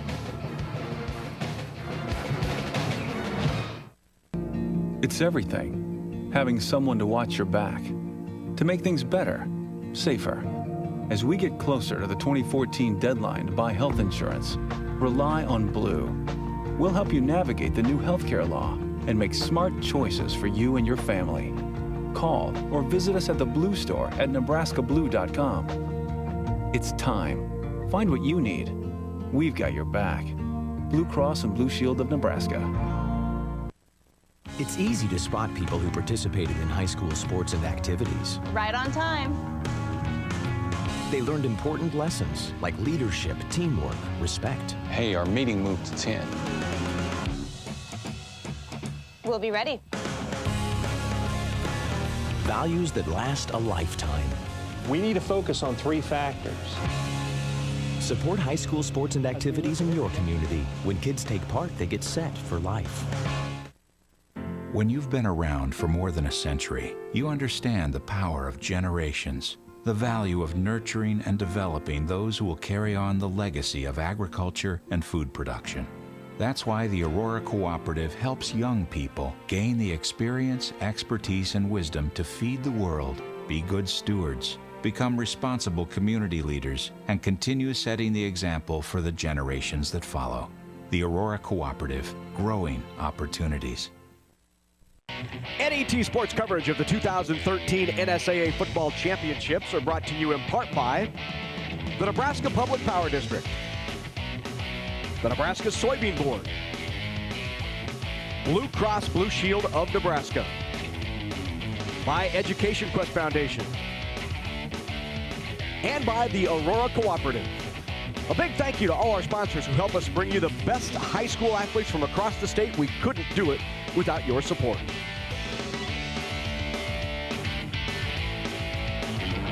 Chilly afternoon here at Memorial Stadium. It's layering type of day, 14-0. Doniphan-Trumbull on top of Aquinas Catholic, and it has been a game not only dominated on the scoreboard, but in the statistical column as well. Cardinals leading the way 14-0, and the Monarchs really going to try to find a way here in the second half to get that offense running and get back into this game. Otherwise, the Cardinals, with that offense and the way they've been running, threaten to run away with this. Well, I've been pretty impressed with Doniphan's passing game. You know, down here on the goal line, I thought they were going to run it, but on fourth down, they go ahead and throw it to the 1 yard line and execute that play. A couple plays back here in the first quarter, right about midfield, they had a nice play, a hook, timing route with Wilt Fong, and you know, that's impressive when, you know, they've racked up a lot of yards running the football, and you come to a championship game and you know it's time to execute. If you don't execute your game plan or execute those small little things, those detailed type things in a championship game, you know, you really lessen your chances of success. Well, we've speculated on how Aquinas might get back into this. For more, let's go down to the field. Ron Mimick is with Sean Callahan. Guys, thanks a lot. I'm with Coach Mimick here. Obviously, just a 14-0 game, but their offense has generated a lot of momentum. What do you have to do to slow the tempo down of this Donovan offense? Well, number one, we got to make stops on first and second down, and so they don't have quite as good of a down and distance. But, you know, we got to tackle well. You know, they're both their running backs are really good football players, and they're just a little better than we are in space. Hopefully, we can squeeze down the holes in the space. Offensively, we got to find a little rhythm. They're really tough inside, and we knew that going in. I think they're better defensive than almost they are offensively, and we just got to, well, we make a couple adjustments, a few formations second half. Hopefully we can battle ourselves back in the game, keep it, maybe get a touchdown in the third quarter and be battling in the fourth at the end. And you guys have the experience. You've missed your third year in a row in this game. How does that experience maybe help you as you try to fight through the second half? You don't want to panic. I mean, I don't think our kids are panicking. They know we're in a battle. We know that they're playing a little better than we are right now, and we just want to, you know, one play at a time. Don't panic and just keep battling and claw and scratch our way back into this. Well, Coach, best of luck in the second half. Thank you very much. Guys, back up to you. All right, thanks very much, Ron, and thank you, Sean Callahan, down on the field with Ron Mimick. It's good to see Sean's ears aren't getting cold down there. He's got the ear muffs going on. Styling. Sean, those are attractive. It's a good look for you. There he is. There's a shot of those babies. Don't see those every day. His head looks a little like mine. I'm surprised he didn't go with the stocking cap. Head gets cold. We can do that little, you know, that little wrap that goes around your ears too. Those things are in. Those things work. Sean, I know you're going to want to check this out after the show. You're going to want to go back and watch it. So make sure you get a DVD of this broadcast. All right, you just have to order it right here at netnebraska.org. You can hear Matt talking about your earmuffs, or just give us a call, 1-800-868-1868. $19.95 plus shipping and handling, and Sean, you can keep these memories and those earmuffs for a lifetime. The other people are wearing maybe that's a hat under the, that's a stocking cap under the little wrap with a hat on top. That's not. There's a lot of different ways to go. Seriously though, Ron Mimick, to hear his comments there was good to see his demeanor. You know, you could tell he's a guy that's been here before. He's a guy that's going to be in the locker room at halftime with his guys, and he's going to calm them down. He's going to make them feel like, hey, one play at a time. Let's try to get back into this thing. We're going to make some adjustments, make a couple of plays. I still think Aquinas, if they're going to win this football game, they're going to have to get at least one, maybe two turnovers here in the second half. I don't think they're going to drive the ball down the field much on Doniphan. I think they got to get some turnovers. Yeah, that's probably what's going to have to happen. You know, he made that comment too about scratching and clawing. Is that it's going to be a battle. You know, they know they're facing some pretty good teams, especially in the interior, like he said. But again, they've got to find a way to fight, break that one play, stay on those blocks just a little longer. When there's a third and long, convert it, because that's one of the hardest things to do when you run an offense like this, because you're just not programmed. You got to do better on first and second down to get a third and long play. It makes it very difficult. So Cardinals will get the ball to start this second half of play. It'll be kicked off by the Monarchs. Monarchs will have the wind at their back in the third quarter. Doniphan-Trumbull will be driving into the wind. So to kick it away for Aquinas Catholic, it'll be Preston Smith. They are bundled up here at Memorial Stadium. It is a chilly one with that. It might not feel too cold if you go outside and you got a little protection, but here when that wind is howling through at about 30 miles an hour, it is a chilly one. Players staying limber. There's Jordan Slough. Lorenzo Williams back deep for the kick. And Preston Smith kicks it away. It'll be taken at the 6-yard line. Williams tries to get back to the 20, doesn't. Good coverage by that Monarch special teams. So first down, 10 to go for the Trumbull Cardinals. Kenton Kobza down there on the tackle.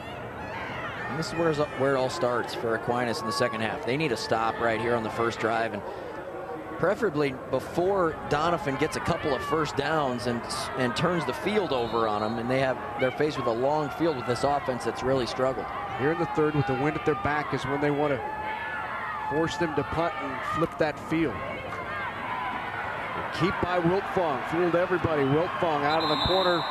Good gain of about 12, 13 yards out to the 30. Sure was. I mean, a good decision right there to keep that football. I'm not sure if that was a call or if that was a good read there, but what I saw is him taking off really fast and making a quick decision. And I'll tell you, getting up the field, like you said, getting this first down, not a good thing for Aquinas to start off this second half. This time Wiltfong hands it off in the backfield. Jordan Slough with the carry. Gain of about 5, so back-to-back plays. Good positive yards by the Doniphan-Trumbull Cardinals. When you have 3 guys that are pretty deadly in C2 football, it makes it really tough on a defense. And Slough and Williams, and we've seen what Wiltfong can do. Those 3 guys, you have to know where they all are each play, and they've made a bunch of them today. Well, it's hard to account for those guys, one-on-one type situations. They can break tackles, they've got speed, they make quick, decisive decisions right there, getting up the field. Slough again with the carry and another first down for the Cardinals, and they're coming out of this halftime locker room, taking it right to the Monarchs. Well, I think right there that was a read. They talk about the zone read right there, and if it's not going to be taken away, you just go ahead and give it. The defensive end was crashing, but he wasn't going to be a factor. He couldn't get there in time. So, of course, great decision by Wiltfong to give that ball.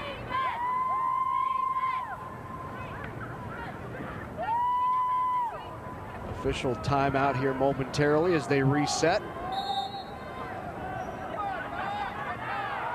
First down and 10 into Aquinas territory.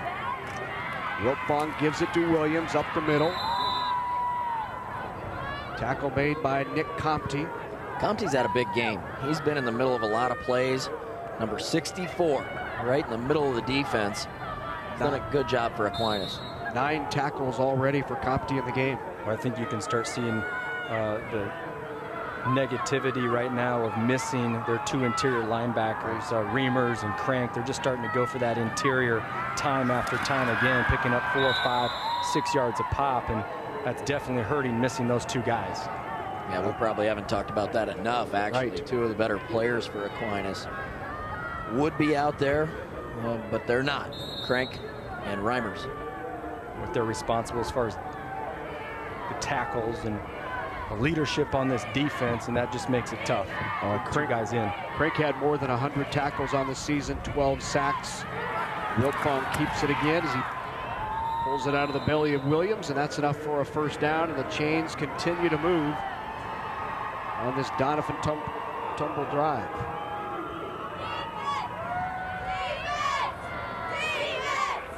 Now they spread them out, Eric. They go with 3 wide receivers to the right side and try to spread that defense out, create some running lanes for either Wiltfong or Slough.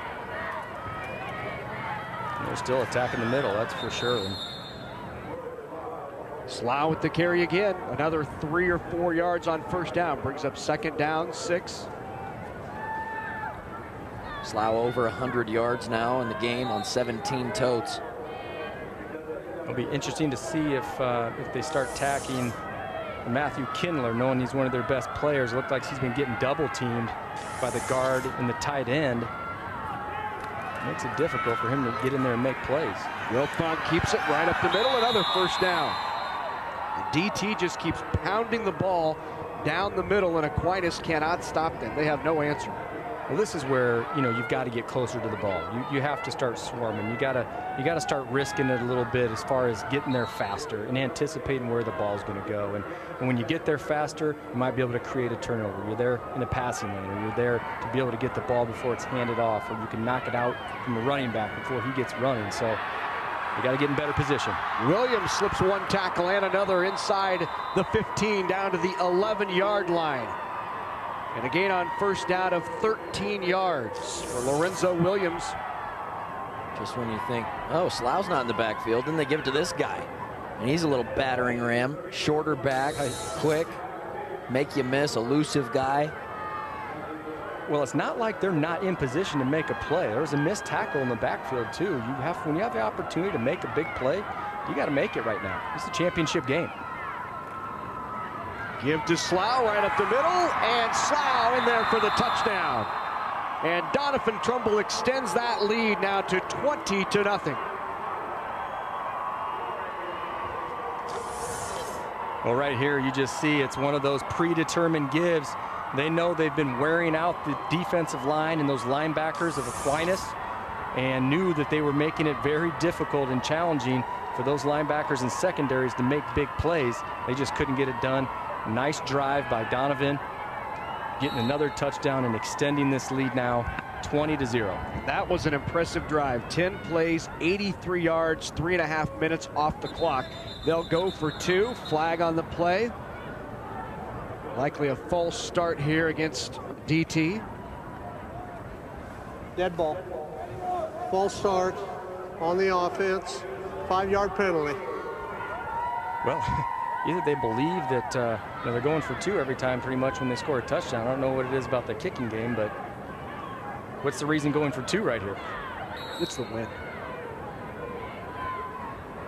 I don't know. I think they go for 2 all the time. Try to score as many points as they can. Why get 1 when you can get 2? You know what? Well, they've only tried 4 point-after attempts all year. So right. But they're 3 for 4, but I think that's just what they do. Let's score as many as we can. Get 2 every time. That's right. More the merrier, right? At least when they take the penalty. That was going to be a little trickeration right there. From the 8-yard line, under blitz, dumps it off.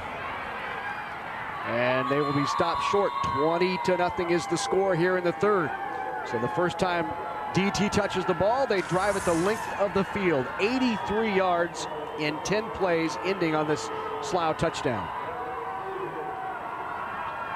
Again, just working the power in his legs, and give it to your workhorse. Let him get the ball across the end zone and across the goal line and into the end zone, and put another touchdown on the board. And you know, a nice confidence booster for this offense coming into the second half, knowing that they played some pretty darn good defense. Aquinas did there late in the second quarter, but being a little bit more physical, being a little bit more better in the execution area on offense right now. So Aquinas definitely has got an answer back at this point. You know, being down 20 points, it's looking pretty slim for him.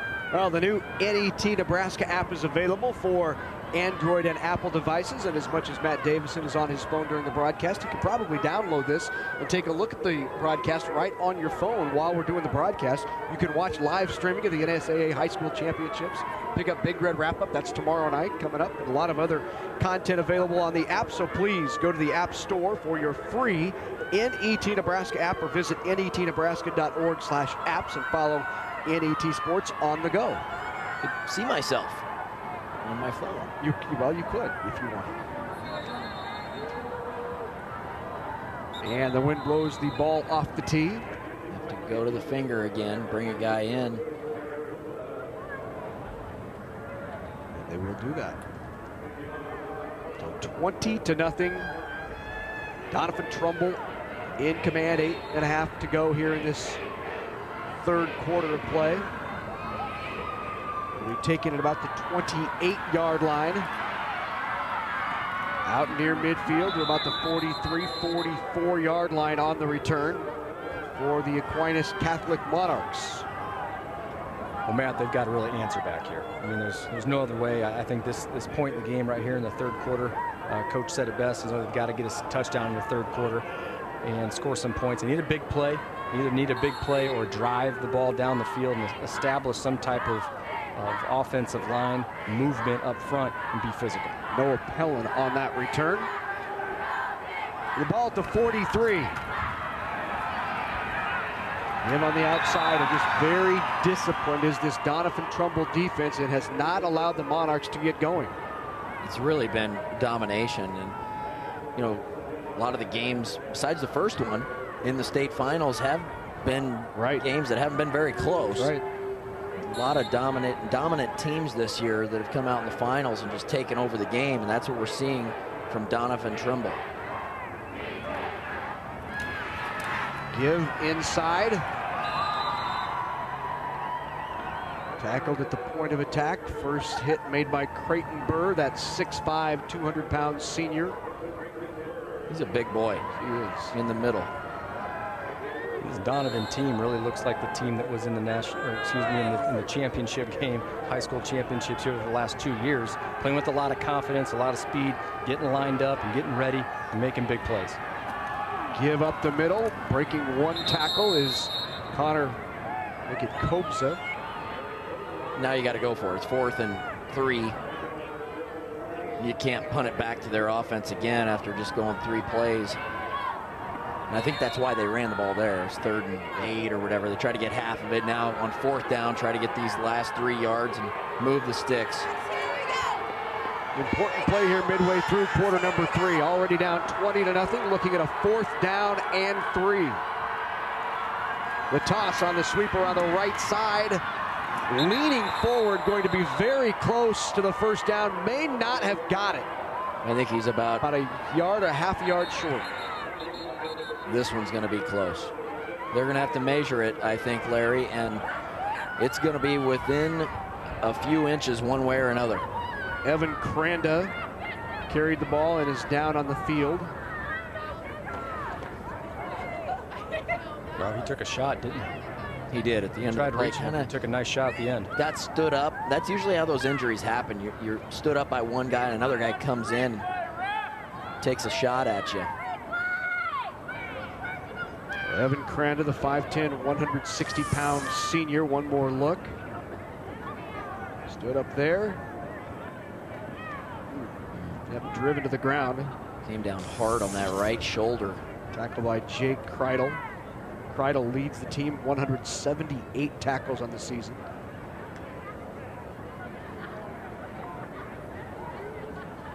As they attend to Evan Cranda.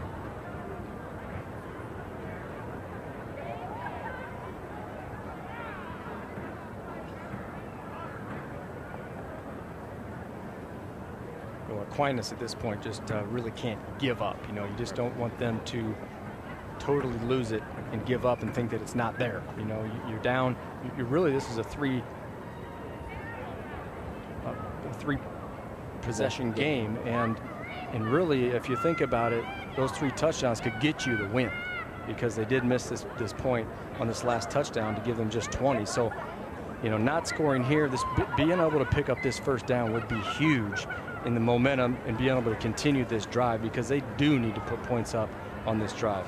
Well, let's hope there's not a bad injury here first, and after we are able to see about the injury and get him off the field, we'll see the spot of the football, and they're going to measure it. Yep. And this is a big measurement, obviously, for Aquinas. I mean, if they're a little bit short, it's going to give Doniphan the momentum right back in the football at the 48-yard line. I actually think, I mean, just seeing, we had a really good eye on where the spot of the ball was. I think that they weren't as generous as they could have been on the spot. I thought maybe he had another foot or two past this 47-yard line. Cranda now up to his feet. Trainers still attending to him on the near sideline here at Memorial Stadium, and Cranda will walk off under his own power. So certainly a good sign there, is Cranda able to walk off on his own. And now the measurement. I think you're right, Eric. I think it might be about the length of a football, maybe a half a football short. We'll see what the measurement shows. I hope they got it. Keep the drive alive. And it is less than that. It is 3 inches, and they turn it over on downs. So Doniphan-Trumbull will take over. Ball at the 47. I'm not rooting for anybody, by the way. I just like to see everybody be competitive, right? Yeah. I agreed with what Eric said. I thought it could have been marked a little bit further ahead, and I'm not so sure he didn't get it. It was great effort to try to get to the stick, but they don't get the spot. Can't review it. Right. Review it. Well, they could send it up to us. You got to assume right now that they're going to do exactly what they did on this last drive, and that's go right between the tackles and attack those linebackers again in the front two, nose guard and defensive tackle. So DT takes over, and they will keep it. Wiltfong has some room as he slips through that right side. And we're seeing Wiltfong keep it a lot more here in the second half. First half, happy to give it off and distribute to Slough and also to Williams. This second half, he's been pulling out of the belly and taking it himself. I'm really impressed by Wiltfong's speed. A player when you have all these backs, and Slough has been so prolific this whole year, gaining the yards and being the type of player he is in the running game. Well, when you have a quarterback that complements it like that makes his job a lot easier. Maybe checking for a concussion. As he stands up, and they're making sure his equilibrium and balance is still there. Give up the middle. There's Slough stepping through one tackle. Near a first down to the 32-yard line. Let's see where they mark it. It'll be very close to a DT first down. Gotta love the move he put on here. He's coming straight down the line and makes a stop, and then kind of like that juke move to the left and picked up about 3 or 4 extra yards, and really nobody touched him. He kind of fell down on his own. 9 yards picked up on first down, brings up 2nd and 1. You see Brent Breckner.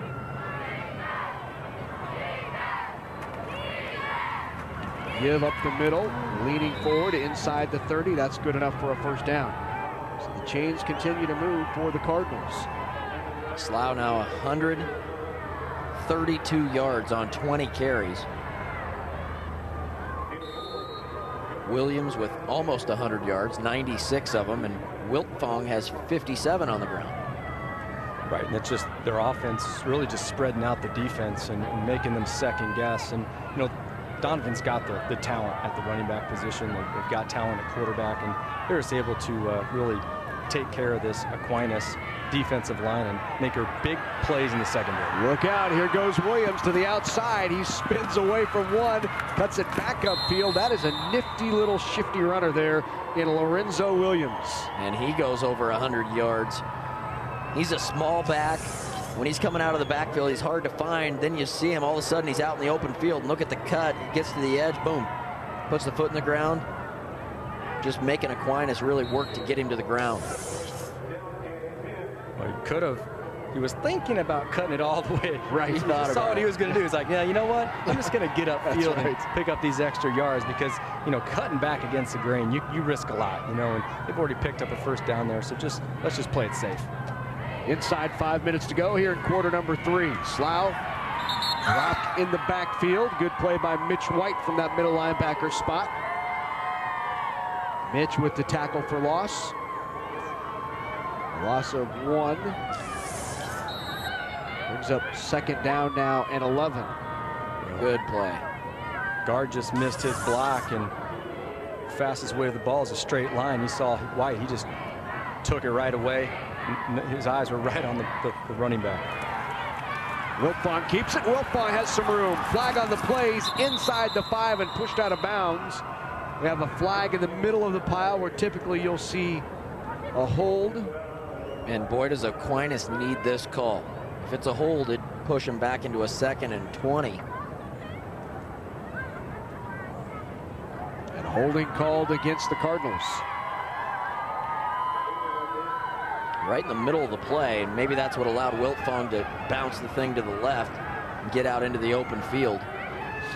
Holding on the offense, 10-yard penalty. Play, 2nd down. At the call from Daniel Yoke of Gothenburg, and every time Daniel talked to us, I'm feeling like moved in from Texas. Well, I know just the wind. I think the wind's getting to him down there. Yes, he's cold. He's flapping his lips. That's right. I can hardly move my mouth, but I have to say something. 2nd down and 20. Here's to get Callahan's earmuffs. That's right. Help him. Spun out of a tackle did Slough, and Slough inside now out of the 16-yard line. Slough's feet never really stopped on that play. Just started off with speed and continued. Got a great block outside, and then one guy is just really not going to bring him down. And you see right here, he makes a move, makes a guy miss, and then another missed tackle. Almost lost the football there. Good, eye ball control right there, and and keeping that one in, because that might have been the turnover that Aquinas really needs at this point. That was the defensive tackle, Matt Kindler, downfield making the tackle. Good hustle by Kindler. Give up the middle and right back. Good hit by Mitch Napier. Napier drops him for no gain. That'll bring up 4th down. Big play by Napier. If he doesn't make the play, it's a nice gain for Doniphan. It might have even been a 1st down. He's able to shed a block and make the play right there in the backfield. 4th and 9 now, and Doniphan appears like they're going to go for it. Well, that's the key. A defensive line right now, if you can throw a guy off you and get him off you quickly and get to the ball, that's the way you're going to make plays. That's what they haven't been doing in the first half and in this 3rd quarter. Right now, you're starting to see them get a little bit more aggressive. They know their back's against the wall. 4th down, back to pass across the middle, wide open, 1st down, and in there for the touchdown. On the completion from Wiltfong to Jordan Slough, the touchdown. Very, very impressed with the way that he's thrown the ball. Not a lot of opportunity to do it. Led him perfectly, put it right under his chin, kept him running. If he would have slowed him down right there, he would have not gotten the end zone, but he put it out in front of him, allowed him to run, get this ball on time, and score a touchdown. What a great connection between the quarterback and the receiver. DT will go for 2. Let's go down to the field to Sean Callahan. Guys, you talk about going for that 4th down there. There was zero hesitation on the Doniphan-Trumbull sideline. He just yelled trips, and they went out there and they ran a 4th and 9 like they were ready to go right away. And that's just the mentality they have. They mirror Oregon in a lot of ways. They don't kick extra points. They go for a lot of 4th downs. They're just a very aggressive team that likes to control the pace of the game. Now they are in control, 26-0. One more look at that 2-point try or touchdown. Really is a great pass on the slant to the middle of the field, and he put it where he could continue up the field. And Slough has been a bear today for Aquinas. He sure has. 3 catches for 52 yards and 2 touchdowns, 23 carries for 144 yards and 2 more touchdowns. Yeah. 26-0 here in the 3rd. You know, this is a very interactive broadcast, folks. We'd love to know what you think, so we encourage you to send us an email. Let us know what you think about our coverage of the NSAA high school football or the volleyball championships, which took place last week. You can write us at sports@netnebraska.org. You can comment on Matt Davison, Eric Crouch, Sean Callahan's earmuffs, whatever you'd like to comment on. We'd love to hear from you. We love bringing you these high school championships across the state of Nebraska. And please log on to our Facebook as well. Like our page, become a fan of us on facebook.com/NET Sports. It's a long lens. Very social group here at NET. Sean Callahan would have did those earmuffs? I think he would have. Yeah, why not? Why not? That round head, you know, he found something that fit. The driving kick goes out of bounds. Penalty marker will put it at the 35-yard line. That's where the Monarchs will take over, down 26-0 with just under 3 minutes to go here in this 3rd. Doniphan starting to really kind of feel it right now that they might have a state championship at their fingertips if they can just play a little bit of defense. On the kicking team, take the ball at the 35-yard line. 1st down. Yeah, I agree with you, Matt. I think that, you know, obviously the way that they've played so far, defensively, offensively, they've been smooth, they've been executing, and I just don't see them wavering from that right now at this point. So the Monarchs will try to get something going here offensively. Simrad in there at quarterback, fakes the toss, drops back to throw. He'll go downfield, their first effort downfield of the day, and it's complete. Caught by Nate Kovar, the 6'2", 170-pound junior. Kovar with the completion and 1st down, and now the Monarchs try to get some offense going. Well, I mean, that ball was way underthrown, and I think what a great job with the receiver coming back to it. I think he gave it everything, and it just wasn't enough, but a great job of, you know, getting your mismatches out there. This guy's about a foot taller than him, and he went up higher and got the ball. Toss around the left side. Great play from that strong safety spot, supported by Tanner Taylor. with this stop. It looked like that was going to go places, and Taylor closed the gap quickly. Well, Aquinas just got the biggest play of the game for them. They moved it down into Doniphan territory, and yeah, if he doesn't make that play, I think he gets the edge and has another nice gain around the left side, but a great tackle in the open field. No gain, 2nd down and 10, ball at the 33. Give up the middle, met right at the line of scrimmage is Kobza, and shoved backwards. Well, the hole wasn't open for very long, if it was open at all. I mean, their offensive line has got to find a way to create some holes, pushing people back, not letting the defensive linemen squeak through. You know, you see right there, one of the defensive linemen just came scot-free. And those are the things that you have to alleviate if you're going to put a nice drive together and have any chance of getting in this ball game. 3rd down and 11. Rolling to his right.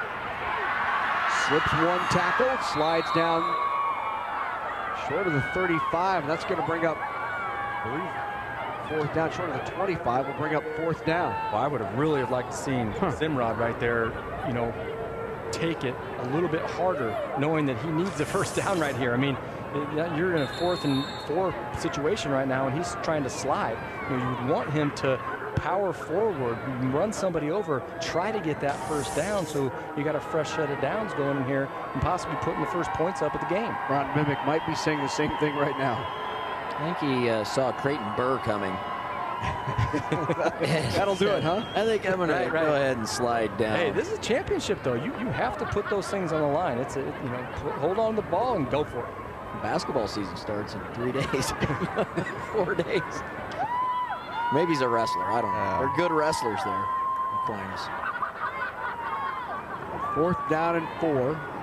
Mimick takes the timeout. Aquinas with the ball, their best drive of the day, deep into Doniphan-Trumbull territory. Trying to get some points on the board here in this C2 state championship.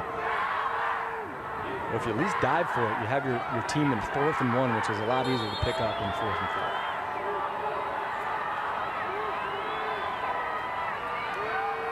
Up top of the middle, and incomplete flag on the play, though.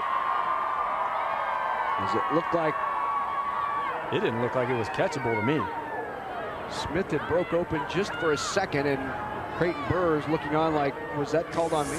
That's going to be an automatic 1st down. They're going to get Burr with the interference. Yeah, he grabbed his arm. Grabbed his arm. He sure did. Yeah.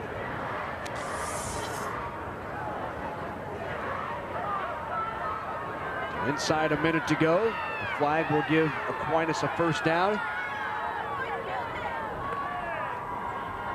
They're going to walk it back to the previous spot. And defensive pass interference on the defense. Half the distance. 1st down. So a 1st down for the Monarchs. Daniel. Hey, that's one way of getting a 1st down. You know? Yeah, they needed that call. Now they're inside the red zone and have a chance to put some points on the board here quickly before the end of the 3rd quarter. Ball at the 16-yard line. I think they're going to come in and talk about the spot as the officials converging one more time to make sure. It's the 22, half the distance. The 11 down there. Now they're respotting it. 13-yard line. That'll be 1st down and 10 for Aquinas. Had some success getting Simrod on the outside, you know, in the running game, rolling out, throwing, extending the play. Maybe you'll see a little more play action getting him the outside. Toss outside, breaks one tackle. Noah Pellin keeps grinding the feet down to the 5-yard line, close to a 1st down. Nice play, good cut there from Pellin. Able to get to the right side and see him shed one tackle and then squirt upfield, get down to the 5-yard line. Offensive line did a nice job of kind of walling it off for him there, allowing him to catch that edge. 2nd down and 1. Deepest penetration of the day by the Monarchs. The give to the big guy and Kobza, Kenton Kobza. Enough for a 1st down inside the 5-yard line. So they'll get 4 tries from the 3.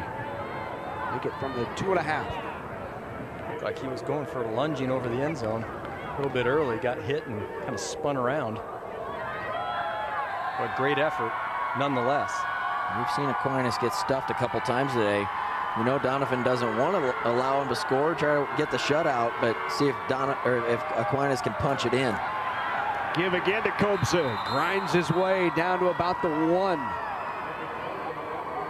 That will be the last play of this third quarter. Nope, they call timeout with 1 second left on the clock. So the Monarchs take a timeout. They'll operate one more play here in this third quarter.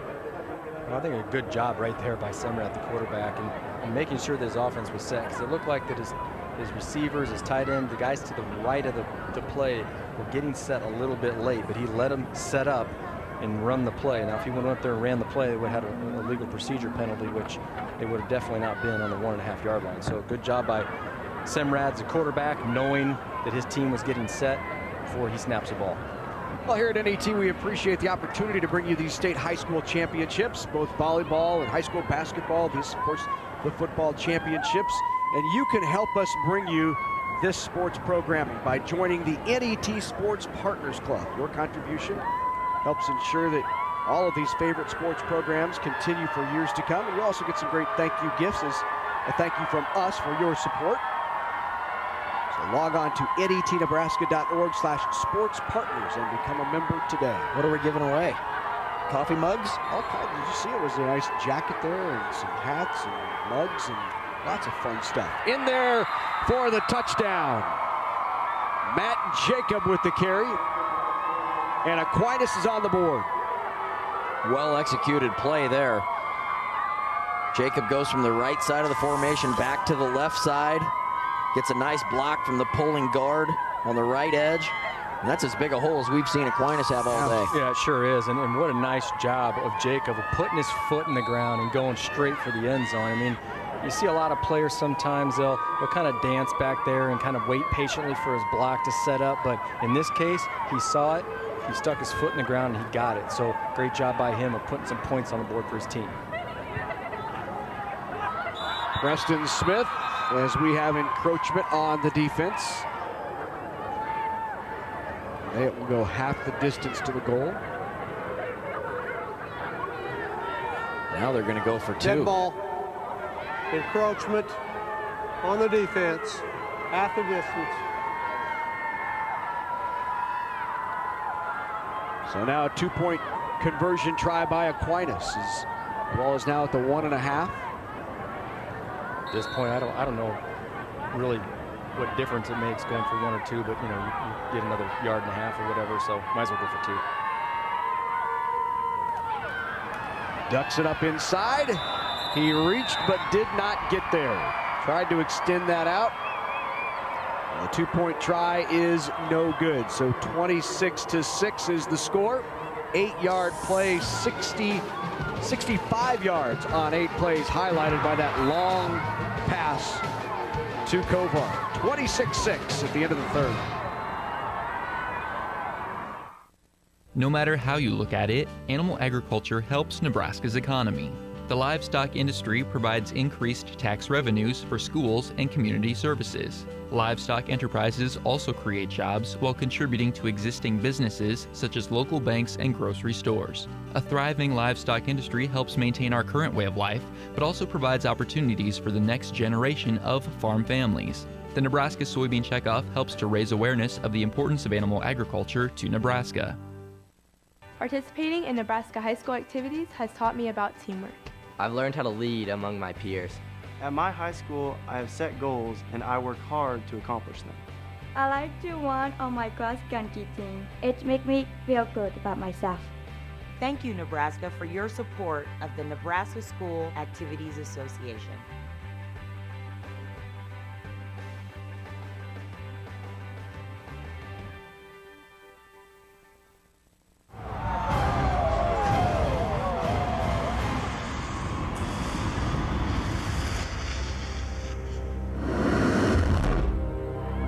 Back at Memorial Stadium in the capital city into the third quarter, and Aquinas gets on the board. It is now 26-6.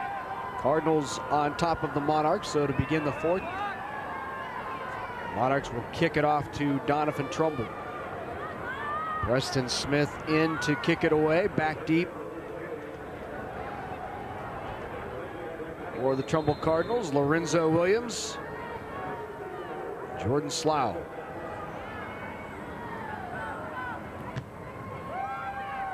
Good end over end kick, drives Williams back to the 5-yard line. Up that far side.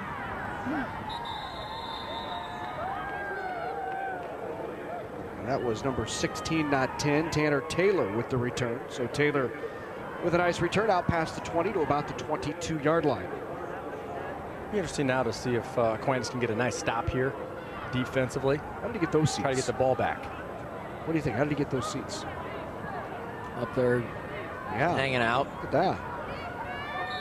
Know somebody. I think they're working. They kind of just snuck in. Got it. On payroll. First down and 10 from the 22. Slough spins out of a tackler out to the 30-yard line. Good gain on first down for Jordan Slough. What a day he has had. Over 200 yards now from scrimmage, receiving and rushing. 4 touchdowns. It just plays that to the fact that he always makes that first guy miss. I mean, we've seen it several times in time today, again and again, where that first player that's been able to maybe make us play or slow him down has just not been able to do it on the Aquinas defense. Give one more time to Slough. Out past the 30, near a first down to about the 32-yard line. Slough, the last of 3 Slough brothers to play for Doniphan-Trumbull. Love to walk away with the only brother in the family to have a gold medal. Very close to doing so. It was just enough to get a first down and move the chains and allow Doniphan to continue to burn this clock. Well, their opportunities are going to come on first down right now, trying to hold them to minimal yards on first and second down. First down and 10.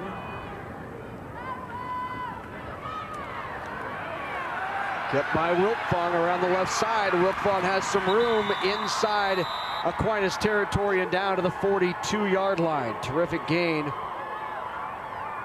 by Riley Wiltfong.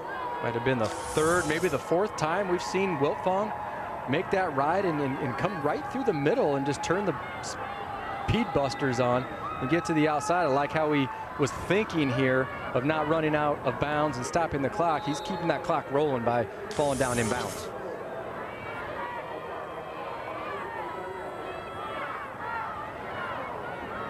The Monarchs just have not had an answer for this Cardinal offense all afternoon long. Wiltfong now up to 86 yards. They're about to have 3 go over the century mark. Here's another one who's already over it, and that's Williams.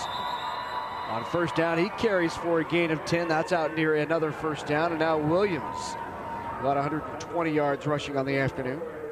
Over 350 yards on the ground now. Wow. All said for Doniphan-Trumbull.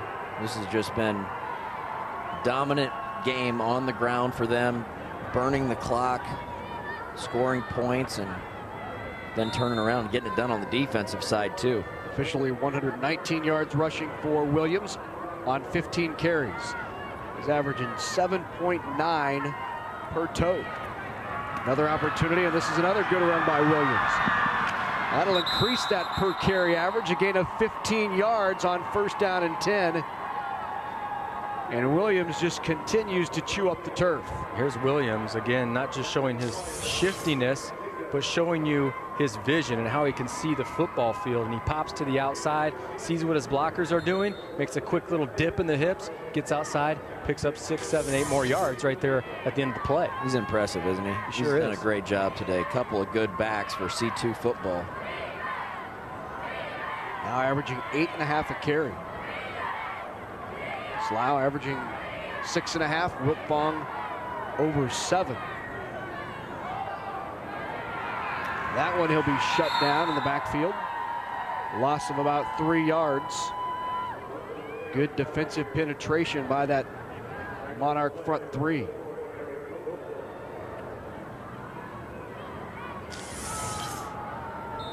We need a little bit more of this type of plays Looks like a bobbled exchange there that we're seeing. I didn't see that on the first snap, but wow. They've had 2 of those today that kind of bobbled out, and they did a great job of securing the football and really not giving that turnover up. Nolan Helgoth, the sophomore, there to shut that down, along with Mitchell White. Mitch White is another sophomore, so a lot of sophomores in the game right now for the Monarchs, getting an opportunity here at the Memorial Stadium turf. Good tackle in the backfield there, and it's going to be 3rd and 15, 14 yards for Doniphan-Trumbull. And this is going to be, guys, their 62nd play of the day. By the stat monitor, I think 33 plays run by Aquinas. Wow. Definitely tells you who has definitely controlled this game. And you would think that the time of possession would have been in favor of Aquinas, but it's really mostly in favor of Donovan. On the option, Wiltfong will keep. He's got room to the outside. Wiltfong in for the touchdown. 19-yard touchdown run by the quarterback, Riley Wiltfong, and that puts him over 100 for the game. Not too often you're going to see a team come into Memorial Stadium in a state final and have 3 guys that go over 100 yards rushing, especially on a 3rd and 14 right here. They just go the straight option to the left side out of the shotgun, and he hits the edge. Nobody touched him. Right, and Trenton Smith out there had the opportunity, but he decided to take the pitch man. And heck, if I'm watching Wiltfong run all day long, I might just come in here and take him and force him to pitch the ball, and you might have a creative turnover that way. So, but you must be coached to take the pitch and let the quarterback run. And I tell you what, that's a bad mistake there, because Wiltfong has had a tremendous day running the football. Wiltfong up top for the 2-point try. A little too tall for Keller, over his head. Noah Keller, the intended receiver. And now 32-6, Doniphan-Trumbull on top of Aquinas here in this Class C2 state championship. Time now to answer our Class C2 trivia question, as you see a very happy bunch of Cardinal fans there. The 11-man and Class C2 record for completions in a game held by Brandon Stewart. Did it against Sutherland in 2010. We wanted to know from you which school, and it was Baynard. And Matt Drager of Lincoln knew the answer to that. So Matt, congratulations. We have an NET championship t-shirt headed your way. Brandon Stewart. I'm a large if they want to get me a t-shirt. Is that right? Well, those guys are having fun right there. Now, what could be better than climbing the stairs at Memorial Stadium? It looks like they're maybe hunting out some snow with those snowsuits on. That's something both of you find any around here. Both of you probably have a lot of experience running the stairs here at Memorial Stadium. No, Matt did. I saw other guys get sent up the stairs. I ran the stairs during training periods, and I had to run them during practice. Taking us was late. 18-yard line. That's kicked outside and tripped up out near the 29-yard line. Landed on his hand awkwardly, did Matt Jacob. Jacob being attended to. Oh, there's some snow. There you go. I'll tell you what. See, they did that just to prove them wrong. Well, they could go have a snowball. Snowball fight, yeah. Do not challenge. Not too much snow there, though. I mean, we might get a couple snowballs. They looked at the scoreboard and said, hey, let's go find some snowballs. 8:56 to go, 32-6. DT on top of Aquinas. Give inside. Out past the 30, 33, make it 34-yard line on the carry by Eric Kobza. Doniphan fans excited. They came with their signs ready, did they not? They did. A lot of signs. They're going to head back west on Interstate 80 and enjoy the night after this W. And head down. I think you got to go down Tom Osborne Highway to get there, don't you? They do, and they're all going to have some hot showers, I would guess, before they head back out tonight. Absolutely. Good carry there by Noah Pellin. Pellin has come in, 5'8" sophomore. Had a couple of nice carries here in this fourth quarter. And on the opposite side of what you said, Matt, Aquinas here, two straight championship games, and looking for their third, but obviously not going to get it but got to be proud that they were able to get this far in the state championship, knowing that they lost their senior leadership. There's a lot of guys that left on that team, and here they are again in the 3rd championship game, which says a lot about the program and the coaching staff at Aquinas. Yeah, you can't say enough about it. Nobody thought they'd be back here. Right. Come in as a 6th seed, and they worked their way through the playoffs, and Coach Mimick did a great job of getting his guys ready, and they made it all the way back to Lincoln. And for these guys who are coming back next year, they want to make it 4 in a row. Give up the middle. And slashing in there and making the stop from that linebacker spot was Jake Kreidel. Kreidel's been impressive today. 6'2", 185-pound junior. Called his name a couple of times as he came hard off that edge. I think everybody on that Doniphan defense has really earned a right to congratulate one another. I mean, they've played so hard and so well. They haven't made any mistakes. I mean, they've just played sound football, been physical all day, and not allowed really all but one big play. Carry here by Matt Jacob. Jacob takes shots. A big hit by Eric Tobin. Tobin, the 6'2", 215 senior, hit him hard, and he's slow to get up. Jacob has been a workhorse today. He's the 5'6" senior. And when it's this cold, those hits feel even worse. I tell you what, you got wind chill, your body's frozen, you're out there trying to carry the football, and you catch a face mask or something on the side of the arm or something, you know, and your arm's frozen as it is. It's a little bit hurts. The little hits kind of nick you. I'll take the solid one. The solid one's fine. But the little ones that just scrape you or come by and nick your bone or something, those are the ones that are just... Here's another look at it. Kind of gets a boom boom here. 2 shots right at the end of the play.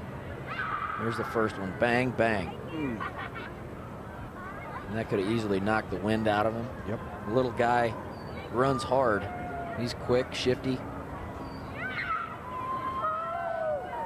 First hit, as we said, by Eric Tobin. There to clean it up was Jonah Blaze, the 6'2" senior defensive tackle, 260 pounds.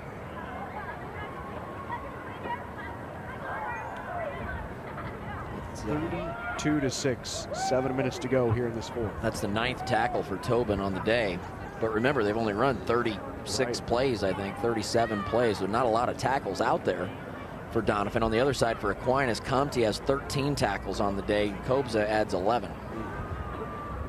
To put things in perspective of how well this Doniphan defense is playing, you've got 35 total rushes, and they're just over 100 yards. And Matt Jacob, one of the best players on their team, only has 25 total yards. So they've really been able to put all their running backs in check. Go out on the field to Sean Callahan. Sean. Guys, I still think you really got to tip your hat, though, to Aquinas just for being in this game. They've lost a lot of guys in the last 2 years, and they came into the season with no expectations of being here in Lincoln in terms of the outside media and the public. And just for them to be in this game, in this position, I just think shows the coaching job they've done there and the development they've done, because this is a team really of a lot of guys that were younger players on those teams that weren't really on the field. And to be in this position, to go through some teams like they did, like Hastings, St. Cecilia, and Malcolm. Those were some pretty impressive wins. I know Archbishop Bergen was a team that was ahead of them, and they were able to beat them when it mattered as well. So even though they're probably not going to come out with the win, a great season for these guys. Matt Jacob took a tough hit there. Let's take one more look at that hit. Jacob, as he's now sitting up. It's kind of that 1-2 punch. There, and that is jarring as you see his head snap forward as well. So they're being very careful with Matt Jacob as he is now to his feet and walking off slowly. That right arm looked like it kind of got stuck behind him too. And he might have just... looks a little groggy, doesn't he? Yeah, got the bell rung a little bit. You know, sometimes when you do get your bell rung, it's not the hit, but it's when you hit the ground and your head kind of snaps a little bit. And this ground is probably hard, and being cold out there doesn't help. I saw Eric get his bell rung a couple times. I had to help you back to the huddle a couple times. I think I remember calling timeout in the Texas game. I remember that one. Oh, where you go, man? What are you doing? We're shocked that you don't remember that, Eric. Got your bell rung, but you don't remember it. Really? Oh, yeah. Chin strap was broken. He's like, what's the play? I said, I'm calling timeout. No, don't call timeout. Well, yeah, why would you call timeout if I'm with it and say, no, don't call timeout? If I was wandering around to the other sideline or, didn't know where I was at or wasn't responding. It might have been the little bit of blood that was coming out the corner of your mouth. That was normal. Come on. 2nd down and 6 after the gain of 4. Toss outside. Kobza leans forward, leans down to the 35-yard line as they're now driving into Cardinal territory as we tick near 6 minutes left in the contest. 32-6. Cardinals in control. Sean talked about how much they've lost off of last year's team, and Ron Mimick, who's been now there 23 years, done a terrific job to get him back to the spot. And what about the guys that even lost during the season? And, Alex Reimers, who's 615 yards on the season. Zach Krink, neither played in this game. He has 756 yards, 12 sacks on the season. Yeah, 2 of their best players. It's a tackle for a loss, going to force, not a loss, but didn't get much. It's going to be 4th and a couple feet. Jordan Slough with the stop there. Well, I come back to the wing T, and I always expect a little bit more option. Today it was a little more misdirection, some traps, rolling the quarterback out after some play actions with that misdirection type run. But you would think wing T, you might see a little bit more option, speed option, wall option, where you're having the fullback run over the center, a gap, and then you pull forward the quarterback and attack that defensive line. You let him go and pitch off him. I just haven't really seen those types of offenses run. Encroachment called against the Cardinals, so that will give the 1st down to the Monarchs. New set of downs on a 1st down, 30 yards away from another touchdown.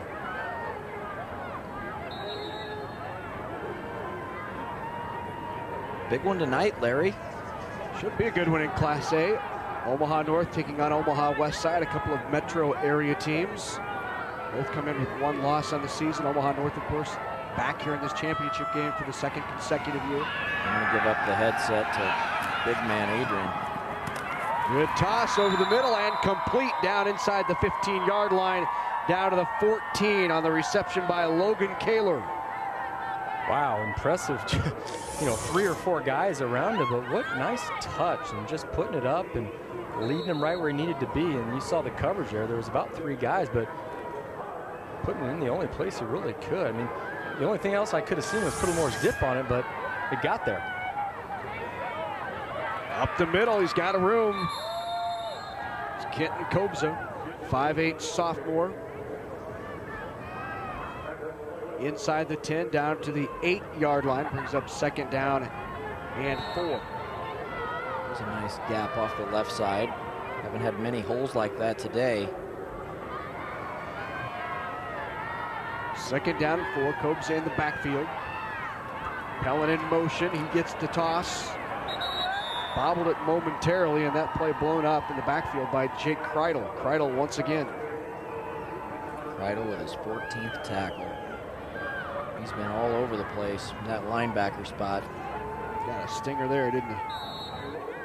He's like, look at my pipes. Look at my pipes. Look at my tricep. I'm ripped. I think he's massaging it out. Oh, did he actually get hurt there? I don't think he's trying to show anybody that. Oh. He's trying to hide.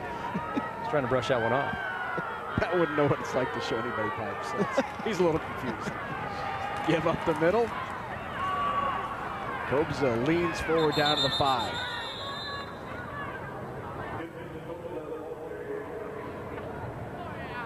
This Aquinas team has had a lot of success under head coach Ron Mimick.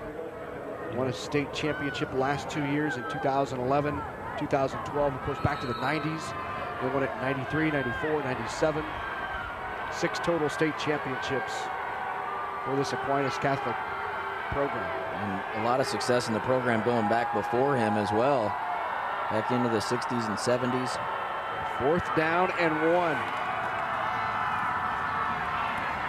Enough for a 1st down. Leans forward down to the 1-yard line. Goes Noah Pellin. So that'll bring up 1st down and goal from the 1. That was a nice tough run right there by Pellin. He just knew it was 4th down, and you see the determination right there. He kind of momentarily pushed his blocker out of the way and took on 3 guys to gain a couple extra yards there. See if they can stuff this thing in from the 1. Simrad hands off behind him, and walking in for the touchdown is Kenton Kobza. Aquinas on the board for the second time here in this second half. 32-12 now. Good to see a little success from this offense. Had a lot of struggles for 3 quarters, but we're able to get into the end zone a couple times here in the second half. I think the way that Doniphan's defense has been playing, I mean, anytime you can put some points up on the board, I think that's something to look at as a positive for your offense. And, it's just too bad it's happening with really 2 minutes left in this football game. And you heard Coach Mimic, too, talk about that defensive DT. He said offense certainly gets a lot of credit, but that is one good defense over there. They've proven to be that today. Is the extra point good? 32-13. Gonna get the onside kick here. Hands team coming out. Kick the onside, see if they can get one more possession. Why not? Could do that. Well, I want to remind you, you mentioned it a second ago, Matt, but coming up tonight at 7 o'clock right here on NET, we'll have the final state championship of the last 2 days. We had 3 yesterday, 3 today, and that's the 7 o'clock game tonight. In Class A, the Westside Warriors take on the Omaha North Vikings. Should be a good one for a Class A title. Omaha North featuring an outstanding running, actually both of these teams with terrific running backs. Calvin Strong for Omaha North. Should be a good crowd. I mean, it's cold and windy. Could keep a few people away, but usually a big crowd for that Class A game. Well, if you're a Omaha North fan, you remember last year's game, tough game, in the championship, and says the former big Miller start Mustang. Big start to the game, but didn't finish the game very well, and so maybe that's the flavor of the hour here is that you got to keep those positive things going for 4 quarters. You just can't play a half of football and expect to win a championship. Preston Smith kicks it away. Here's Williams dancing around and dropped at about the 28-yard line. Should be about 3 or 4 plays away from closing this thing out, run the clock, maybe get some new guys in there, get some guys that haven't played much, come in on the offensive line and in the backfield, get some experience for those young guys that practice all year and don't get to play a whole lot. Wiltfong in there at quarterback, along with Jordan Slough at running back. And a timeout called by head coach Brent Breckner. I think that's to make the substitutions. They got the second unit ready to go, and he just wanted to walk out there together one more time and enjoy standing together as a state champion offense. Let them walk off the field to the applause. Let's go down to the field to Sean. Guys, they actually put the JV in now. So this is the JV Doniphan-Trumbull offense, and they've had a lot of success running this system. Coach Breckner's put this all the way down to the junior high levels, and it's a system that's working now at all levels of football out there, and they're really excited about it. So now we're going to see the future of Doniphan-Trumbull here in the junior varsity. Second string offensive line coming in there. Big Trey Sterner at the right guard, 5'11", 225 for a freshman. Wow. Skylar Jenkins, Rainforth Williams.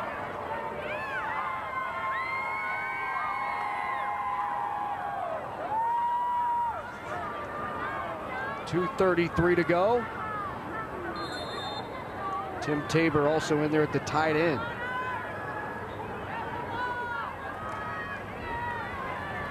Give up the middle to Chet Quist. Quist, the sophomore running back. You think about the players that are in the game right now. They're going to stand on the sideline freezing pretty much the whole entire game and get this opportunity to go in. And I'll bet they didn't know that 2 seconds ago they were freezing. They feel pretty good right now. They're getting this opportunity to get in and play this game in the state championship and represent their team and their families. Tate Mazur in there at quarterback, 6 foot, 160-pound freshman. Number 7 at the quarterback. He'll hand it off to Quist. Quist shut down in the backfield. No gain on the play as we tick inside 2 minutes. Terrific season by this Doniphan-Trumbull Cardinal team. They've went through the gauntlet here late in the season through the playoffs. They had to beat some of the powerhouses in Class C2 to get here. Knocked off St. Cecilia 14-3. Beat Crofton, shut them out 26-0. Semifinals make it quarterfinals. They played North Platte St. Pat's. They actually trailed in that game at the half, came from behind and won it 42-20. Then in the semifinals, Battle Creek knocked off longtime power up in Northeast Nebraska, the Battle Creek Braves. Scored 35 unanswered to win that 49-20. Quite a run for this Doniphan-Trumbull Cardinal team in 2013. About ready to go to 13-0 on the season and win the school's first ever state championship. They kind of felt this one coming along, you know, over the last 3 years. This is the year that they pointed to where everything was kind of coming together. You see the players with Slough and Williams, and Wiltfong, obviously, all these guys, along with the linemen, and then on defense with Kreidel. They've put together quite a group of young guys at this school, and they felt like this was their year, and they went out and executed and got it done. Right, you talk about execution and being able to do that. You look back on it, you have to be so proud of your team, your teammates, your leaders, proud of the coaches. I know the families are supporting them. What a great deal it is for this Doniphan-Trumbull team. All of these coaches have ties to college football in the area at Hastings College, which is just, as we said, just south of Doniphan-Trumbull.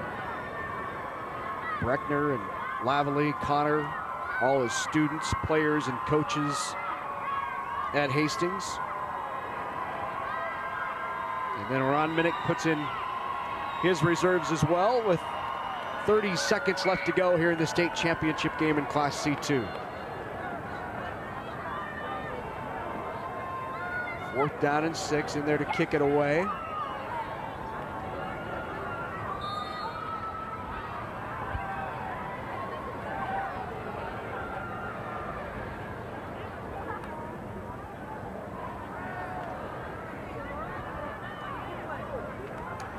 On the hop, kicked away.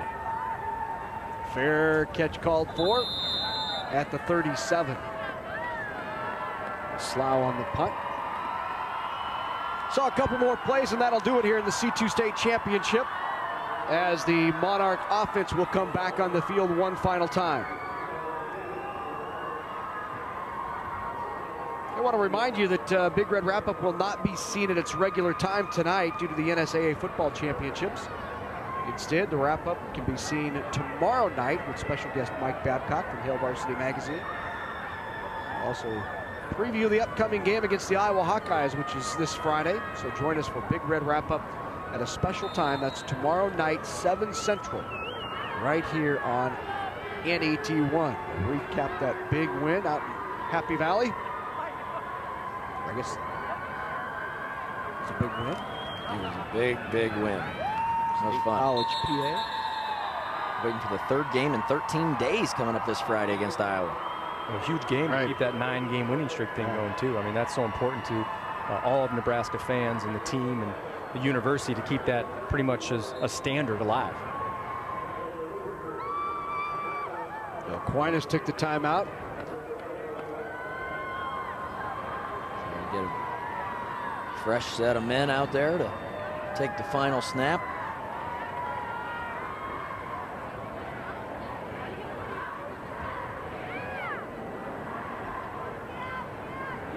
Seventh trip into the playoffs for that Doniphan-Trumbull team and those Cardinal fans. About ready to go to 13-0. Never won a state football championship. I want to encourage you to join us on Facebook. Join our Facebook page at facebook.com/NET Sports. And you can like our Big Red Wrap-Up page as well, right? They can. Follow us on Twitter. Absolutely. 32-13. 13 seconds to go.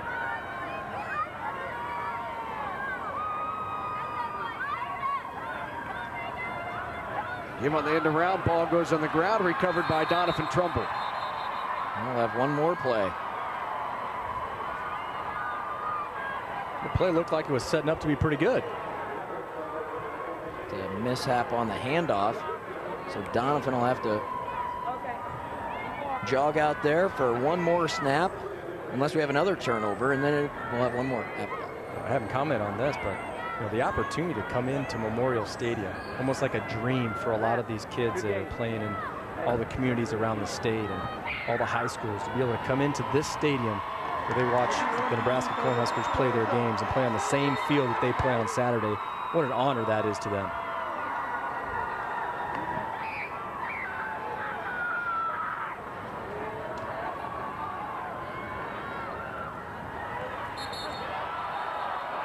And taking the knee is Dan Uden, the senior 5'8" linebacker, who's getting the crowd into it late in the game, and that's the end of it.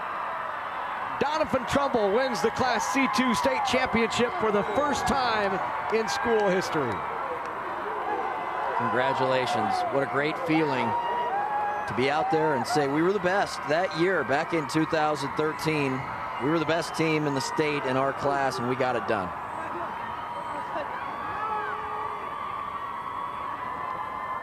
I guess I don't know what that feeling is in high school to win a championship. So, I can only imagine that they're just feeling so good about what they've been able to accomplish. Not every team can do something like this. Never won one in football. Got a basketball championship.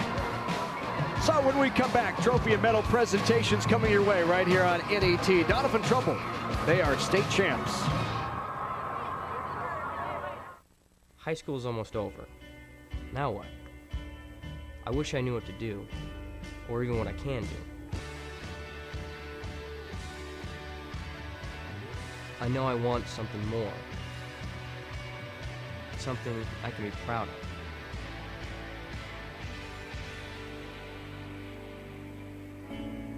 So, how do I get there? Take the next step with Education Quest College Planning Services by visiting educationquest.org. Over the years, the Nebraska Chiropractic Physicians Association has supported many Nebraska athletes by helping them excel physically. But the mental game is just as important.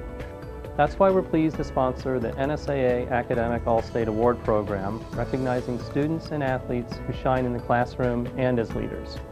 We're proud to team up with these exceptional individuals. Together we can continue to make Nebraska a great place to live, learn, and play.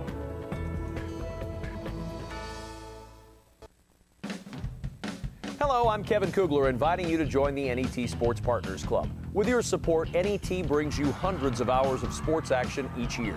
You count on NET for Husker Volleyball, Big Red Wrap-Up, and all the outstanding college and high school championship sports action in Nebraska.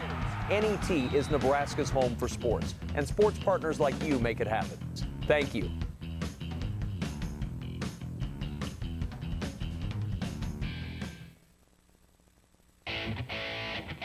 NET Sports coverage of the 2013 NSAA Football Championships are brought to you in part by the Nebraska Public Power District, the Nebraska Soybean Board, Blue Cross Blue Shield of Nebraska, by Education Quest Foundation, and by the Aurora Cooperative. A big thank you to all our sponsors who help us bring you the best high school athletes from across the state. We couldn't do it without your support. We're back at Memorial Stadium in Lincoln, Nebraska. The Class C2 state championship in the books, and Doniphan-Trumbull for the first time has won a state championship. And I want to remind you that if you'd like a DVD of this game or any of the NSAA football or volleyball championships, go to netnebraska.org. You can give us a call right there at 800-868-1868, just $19.95 plus shipping and handling, and you can keep these memories for a lifetime. Included on that DVD will be the medal and trophy presentations, and for that we go to Rich Broderson.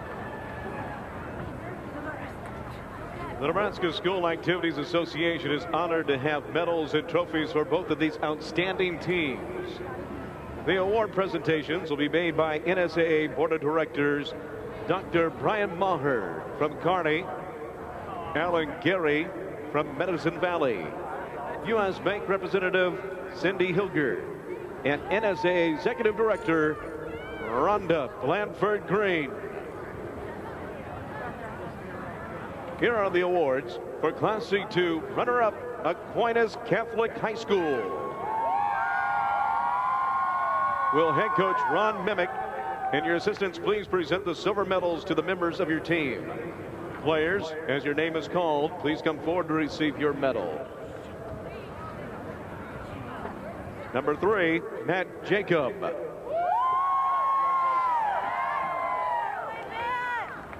Number 4, Trevor Dozler.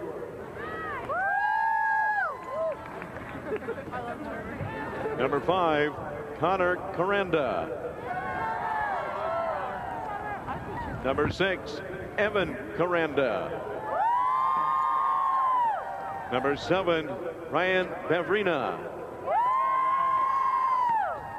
Number 8, Noah Pellin. Number 9, Spencer McGuire. Number 10, Bedhili Wizazika.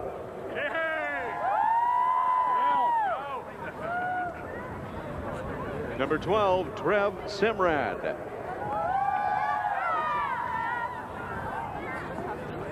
Number 14, Connor Emsweiler. Number 16, James Kobza. Number 20, Samuel Sisko. Number 24, Nolan Helgoth. Number 25, Lane Napier. Number 30, Caleb Yendrick. Number 33, Alexander Reimers. Number 34, Eric Kobza.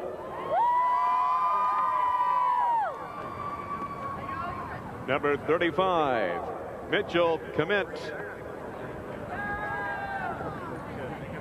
Number 38, Kenton Kobza. Number 41, Augustine Reimers. Number 46, Zachary Krink.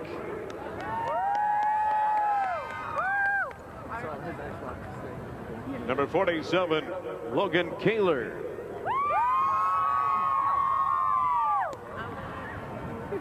Number 51, Mitchell White. Number 52, Colin Hine.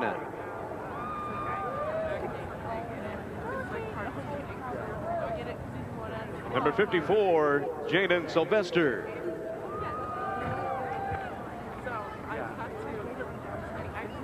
Number 55, Scott Nemec.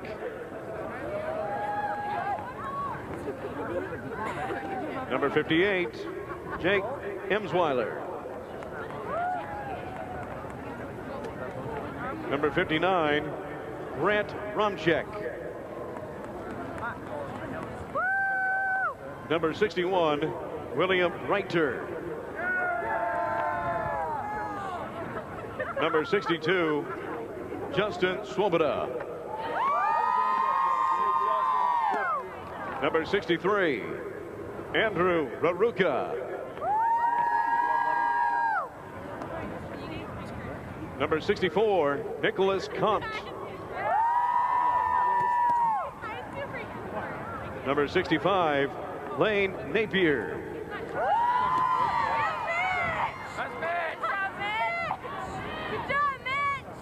Number 66, Brandon Swoboda. Number 67, Peter Reiter. Number 70, Matthew Kindler.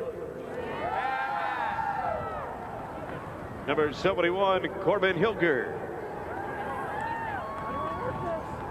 Number 72, Travis Tomple. Number 74, Preston Smith. Number 75, Trevin Stager. Number 76, Nicholas Shanka. Number 77, Brendan Comte. Number 78, Jackson Witter. Number 79, Benjamin Wisniewski. Number 83, Michael Jacob. Number 84, Trenton Smith. Number 85, Heath Kettler. Number 86, Justin Eller. Number 87, Brandon Darrow. Number 88, Isaiah Jones. And number 89, Nathan Kovar.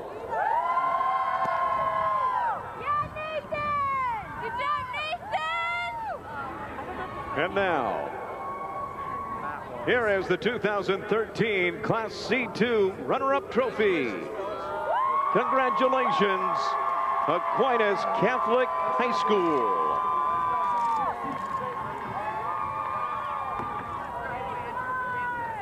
Conclusion of an outstanding season for Aquinas Catholic. They finished the C2 runner-up after back-to-back state championships. So in the last 3 years, this program has been in the finals, finished first twice, won runner-up trophy as they continue to fill that trophy case at Aquinas Catholic.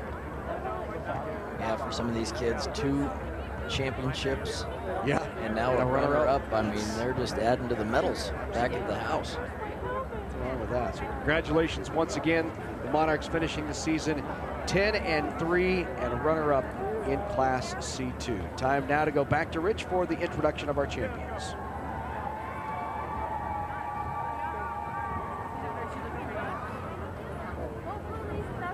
Now, ladies and gentlemen, to the champions, Doniphan-Trumbull High School. First head coach, Brent Breckner. We have a special award for you.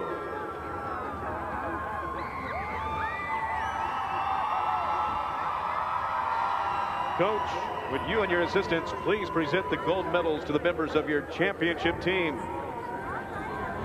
Players, as your name is called, please come forward to receive your medal.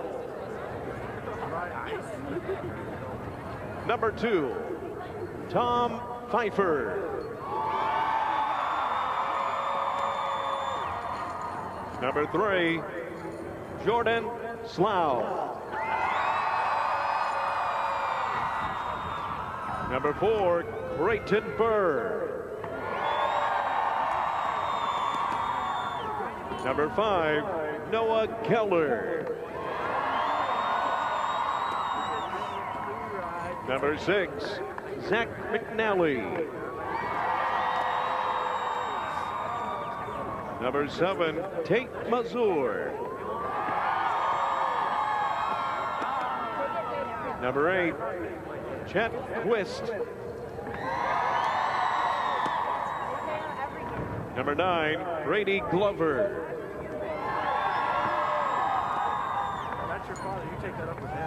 Number 10, Lorenzo Williams.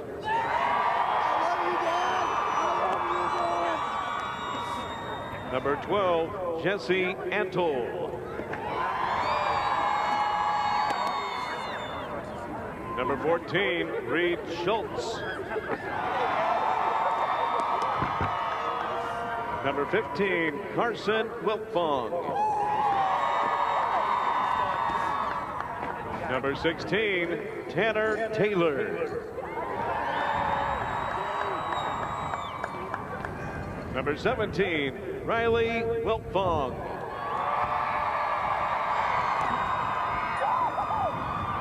Number 20, Jake Henniger. Number 21, Adam Fitzgerald. Number 22, Jacoby Bumgardner. Number 24, Johnny Gomez.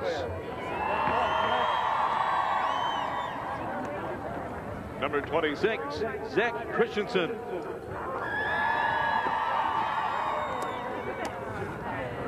Number 30, Kane Whalen.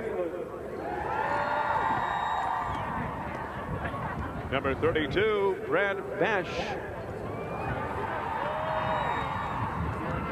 Number 36, Tim Tabor. Number 37, David Uden.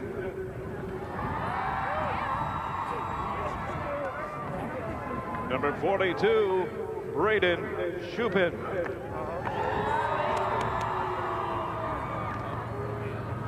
Number 50, Kalen Garrett.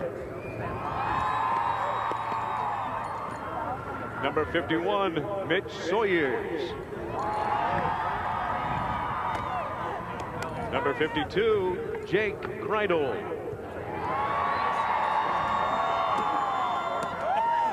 Number 53, Trey Sterner. Number 55, Dalton Lewis. Number 58, Blake Williams. Number 60, Trevor Warford. Number 61, Jack Haydenfeld.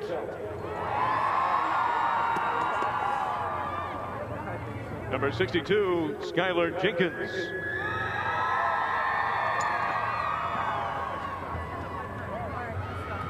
Number 63, Alex Wagner.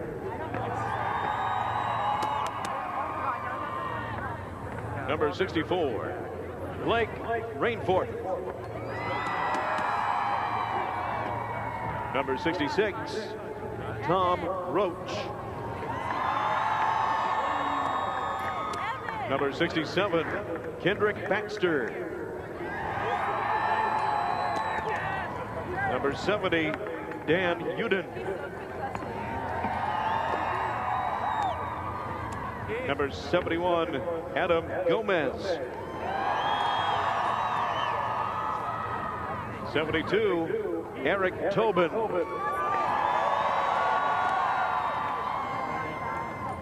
Number 73, Brady Cook.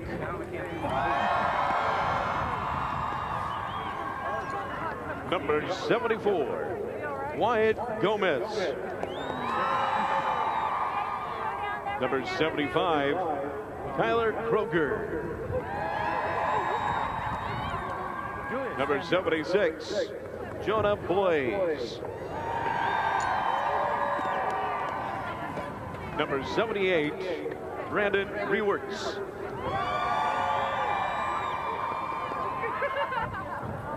And number 80, Ben Turner.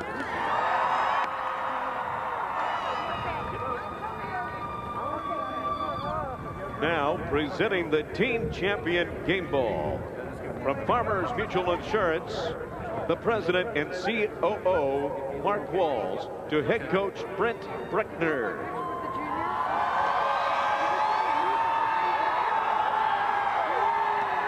And now, for these outstanding athletes and their school, here is the 2013 Class C2 State Football Championship Trophy. Congratulations, Doniphan-Trumbull High School.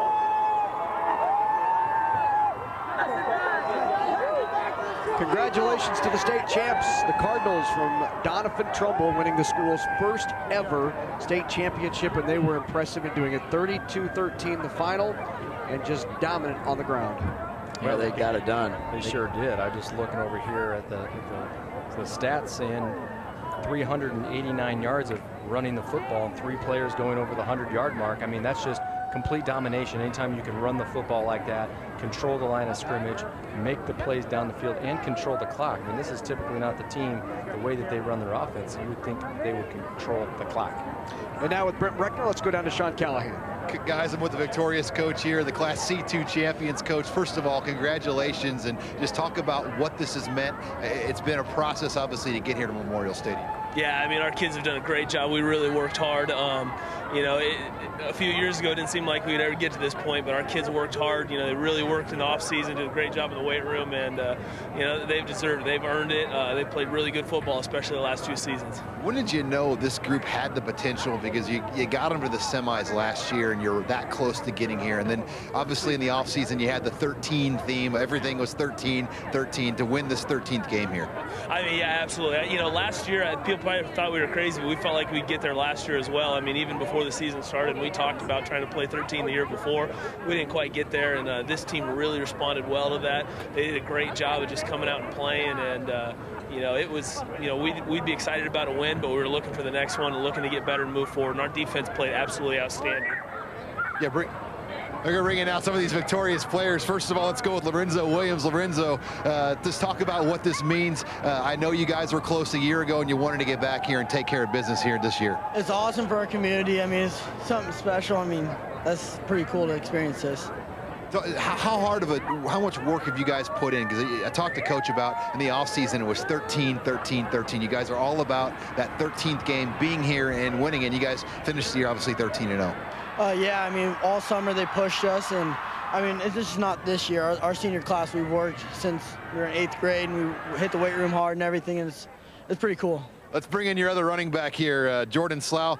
Congratulations here. Got the 2 top running backs here for Doniphan-Trumbull. Jordan, talk about what this championship season means. I know it's been a lot of work to get here. Yeah, it has been a lot of work, but this means everything to us. I mean, this group of seniors has been together since 3rd grade, and this has always been our dream, and tonight it was a reality. You guys run a fun offense for high school, the up-tempo. It's almost like Oregon out there. You guys run that spread. How fun is it to run that system, and how has that helped your success here? Yeah, I mean, Coach, we joke with Coach Beckner, we call him Chip Kelly, because he came here and we got wings on our jerseys and helmets, and I mean,